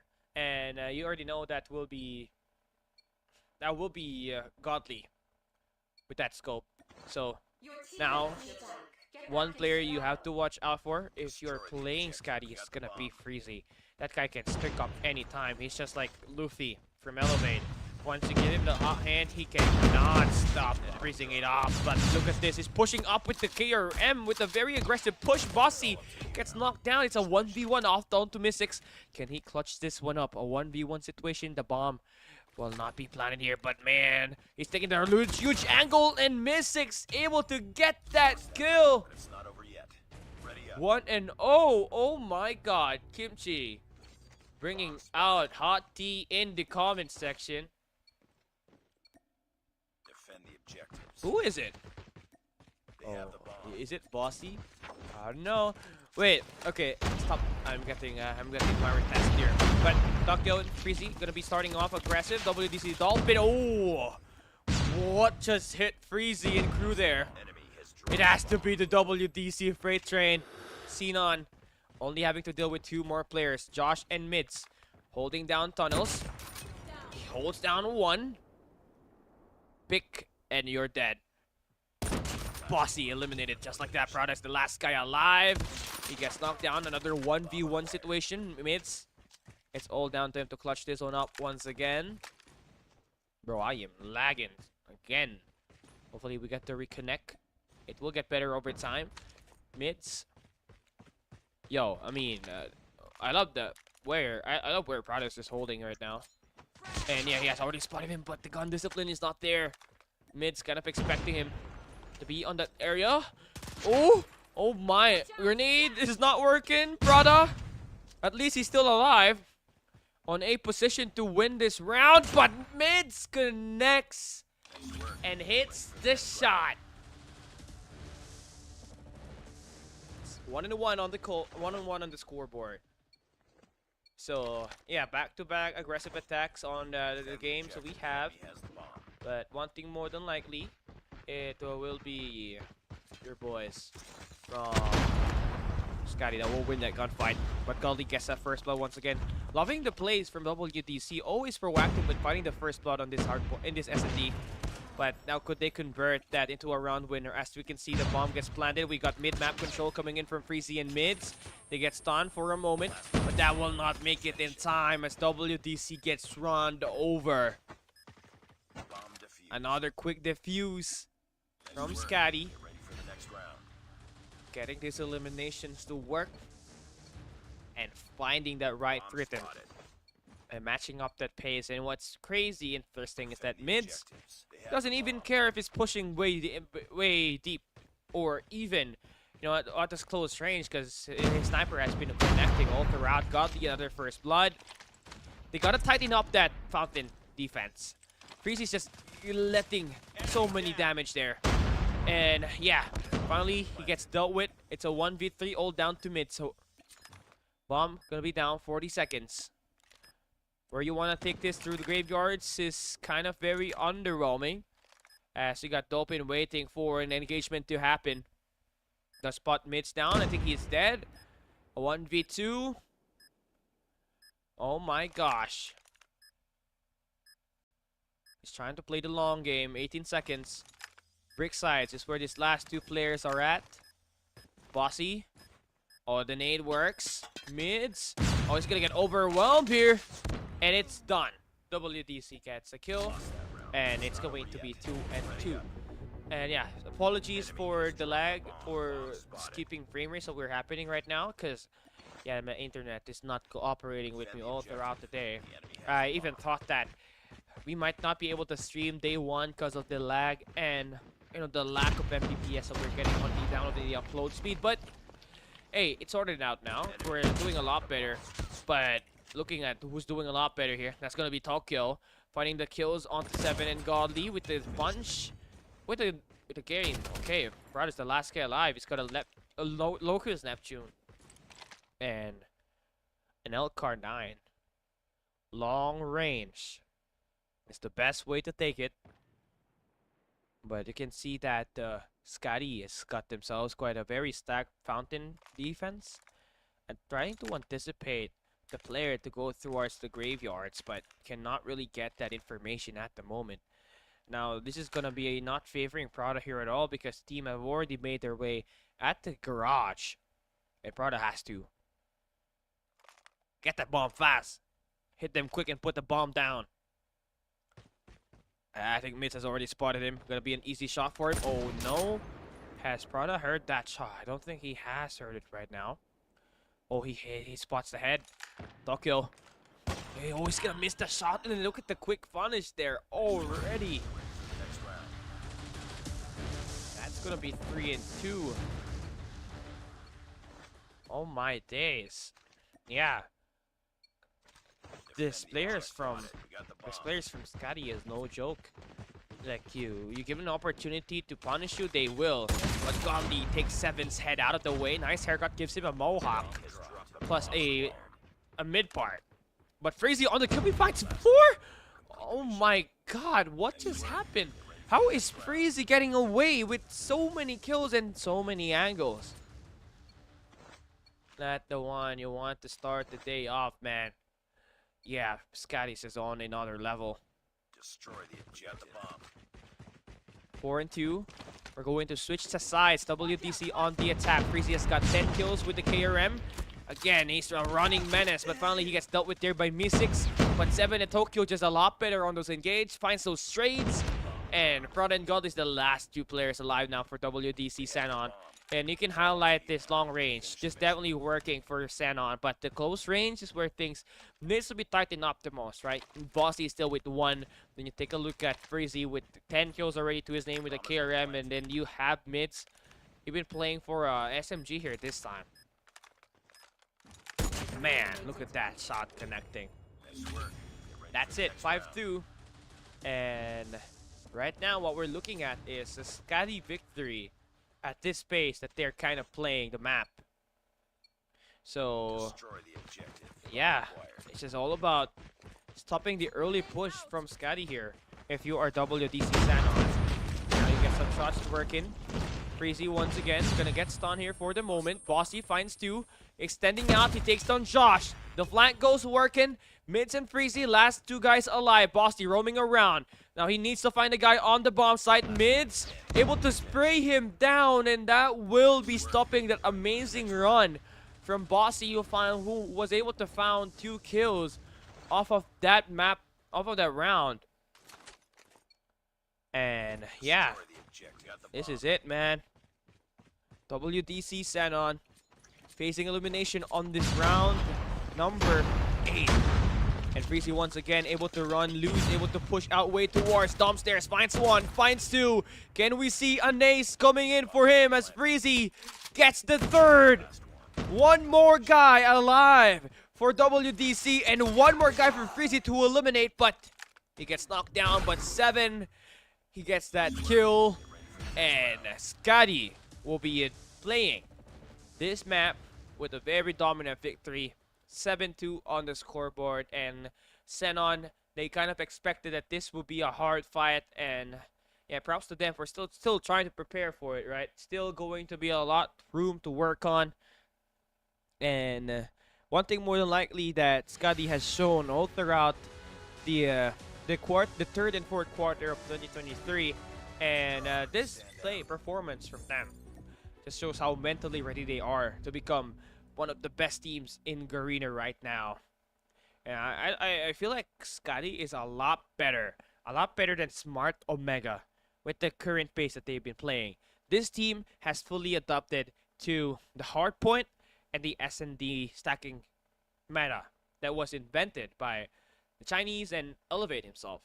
So yeah, this team is definitely poised to actually put in some great fight. Maps and modes is where we're going to be happing right up, and we're going to be playing Raid Control up next. And this map here at the moment will become a very important round for WDC XENON. Should they not win this, it's going to be over for them, but still going to be a nice try, because believe it or not, Thailand has no community tournaments, right? So these community tournaments, it may not seem a lot, but the amount of experience that you get when you're playing competitive up against teams where money is on the line is different from just playing a random scrim or a scheduled scrim. And XENON really needs this one value to spot down which areas on the game they really need to work on when they play inside the game. And looks like we're going to be still starting Team 1. It's still going to be SKADI picking the side, and they're going to be on the defense. So that is going to be huge in terms of finding a lot of this information, and also having those power positions. We're already talking about the laundry side that they have initially, and the money rooms, and they also have that kitchen side, that mid map that they can potentially control and just go in for those beatdowns to finally finish things off. And man, this is exactly how you want to start the day off. Now let's take a look at our game, because it is all ready. Can we see WDC XENON hang in and force a map number 4, or will just SKADI go in for a steamroll and finish this game off? And again, this will not be game over for some of this team, especially for a team like XENON, because they still got massive qualifiers that they have to play for them to play at the ESL. They also got some events happening around the region, so really looking forward to that. But Freezy, again for SKADI, have already made their way off the enemy's position, and they have already go in for the spawn trap in here. Oh my, no. Yeah, this is just a very quick attack and a very scheduled push coming in from this team. But WDC able to get away from that spawn trap, getting away and having that A side actually pretty open for them to capture. 7 will lose that gunfight onto Bossy, so they can push up and get this segments done at the A side. That's one way to actually stop that push. So now it's just all about keeping that continuous consistency from breaking out from the spawns and trying to claim segments in this battle. But so far, you're gonna be rated off of that round. Tokyo able to get that kill, and they will be able to finish down these players. But it's still going to be pretty close on the live count department. Definitely still a lot of improvements that WDC has to do to tighten things up when they play in this game. But Freezy able to turn things around and light some pieces as he finds a 4-piece on the kill feed. But yeah, I mean, you get this mid-map control, you're pretty much set up for success, right? You need to go for that push now or wait to eliminations. If you're WDC XENON, now you got a great spot off of the A site. You got a great headless from Prada, but Tokyo still wins it, but the trade goes through with Dolphin there for the trade. Now 7 able to get to the flank. No one's checking it. If you are WDC, that's such a massive fumble. And just like that, they will be losing that opportunity to grab A. But they still got this B side open up for them, right? As they win the gunfight there. Prada and Bossy able to team up. That will stop the 13-second left on the clock for them to work around. Tokyo again on the flank. He needs to be stopped. And Godly needs to be related. There's a guy over at the gallery side. But Tokyo's just running around a 5v3 situation. Can WDC XENON get this kill? There's still round 1. Prada playing an off angle. That will be 7. Trying to wait things out. Positioning wise, 7. Oh, he has spotted him already. Prada, oh no, he loses the gunfight. It's all down to Mystics, a 1v5. He gets overwhelmed. Tokyo gets the job done. And SKADI wins round number 1, but it was no easy win. WDC had to make them earn it. And it could have gone both ways. If not for the gap that they left open at the open stairs that provided 7 that flank, stop the push off of that money side and the capture at the A flag. Now we switch things up. WDC wins the first 3 engage, having the better mid-map control. Could push out over towards Kitchen, but Freezy will be there to secure those shots. He's got a DRH in hand, able to spray through, finds a double. And WDC are in deep trouble as he finds most of the skills with the Annihilator. The spawn trap is initiated, and now they got to break free from the spawn trap. Now that has been set up by SKADI very well. Tokyo with his own 3-piece with the Sparrow. And Freezy finding these players off of this laundry side, able to at least connect onto 3. But look at WDC, even despite the spawn trap happening, they still managed to trade some blows and keep this game in a striking distance. Tokyo, has he not spotted Prada? What? Okay, he has spotted him. Okay, he gets the kill. Swings on by, finds another onto Godly, but Godly able to put him down to the ground. But one thing more than likely, a wasted operator there for Mystics. And the lead is just growing now. 6, that will be 9. Almost at 10. Now they bring out the operator's kills to try to get that second round win on this raid map. SKADI is just on it there, trying to pull in quite a big workout onto WDC XENON. 17-7 on the scoreboard. They have wasted down so many life counts, and the spawn trap has just been overwhelming. WDC spawning on the basketball court. Mids knows where exactly they are at, and they will win those sets. But on this reset, WDC only has 3 more players alive. Mystics trying to go for a solo push, gets knocked down by Mids, all down to Prada. Has to save that Sparrow on towards the next round as they fall off of this round 2. SKADI really not messing around. They want these wins badly. And yeah, round 3 we go. We're going to be switching the sides this time. SKADI will be on the defensive side. Now we got a claw invested here by Prada and Bossy. So far, that will help them try to push inside off the A side. Great job from them now, but Josh able to pick him up with the claw himself as well. A mirror match of that operator. And now Tokyo brings out the Predator missile. Not only does that give him 1 elimination, but also information where exactly WDC is trying to take that hit. It is going to be by the bedside, all the way to the swimming pool. They try to crack this one up. They got the live count advantage. They take over the mid-map control. Going into places is going to be WDC XENON. Prada swings on by. Will not get a kill onto Josh, but his teammate is there to only get taken down. No bait and switch happening there. Man. God, no, bro. So far, Tokyo, do they really want to take this, man? Because right now, 20-16 on the scoreboard.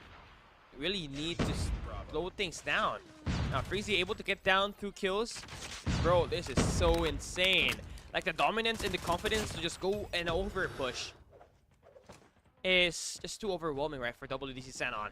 They're down to their last 12 lives. Musics and crew, they expected a tough fight up against SKADI, and they are having it right now.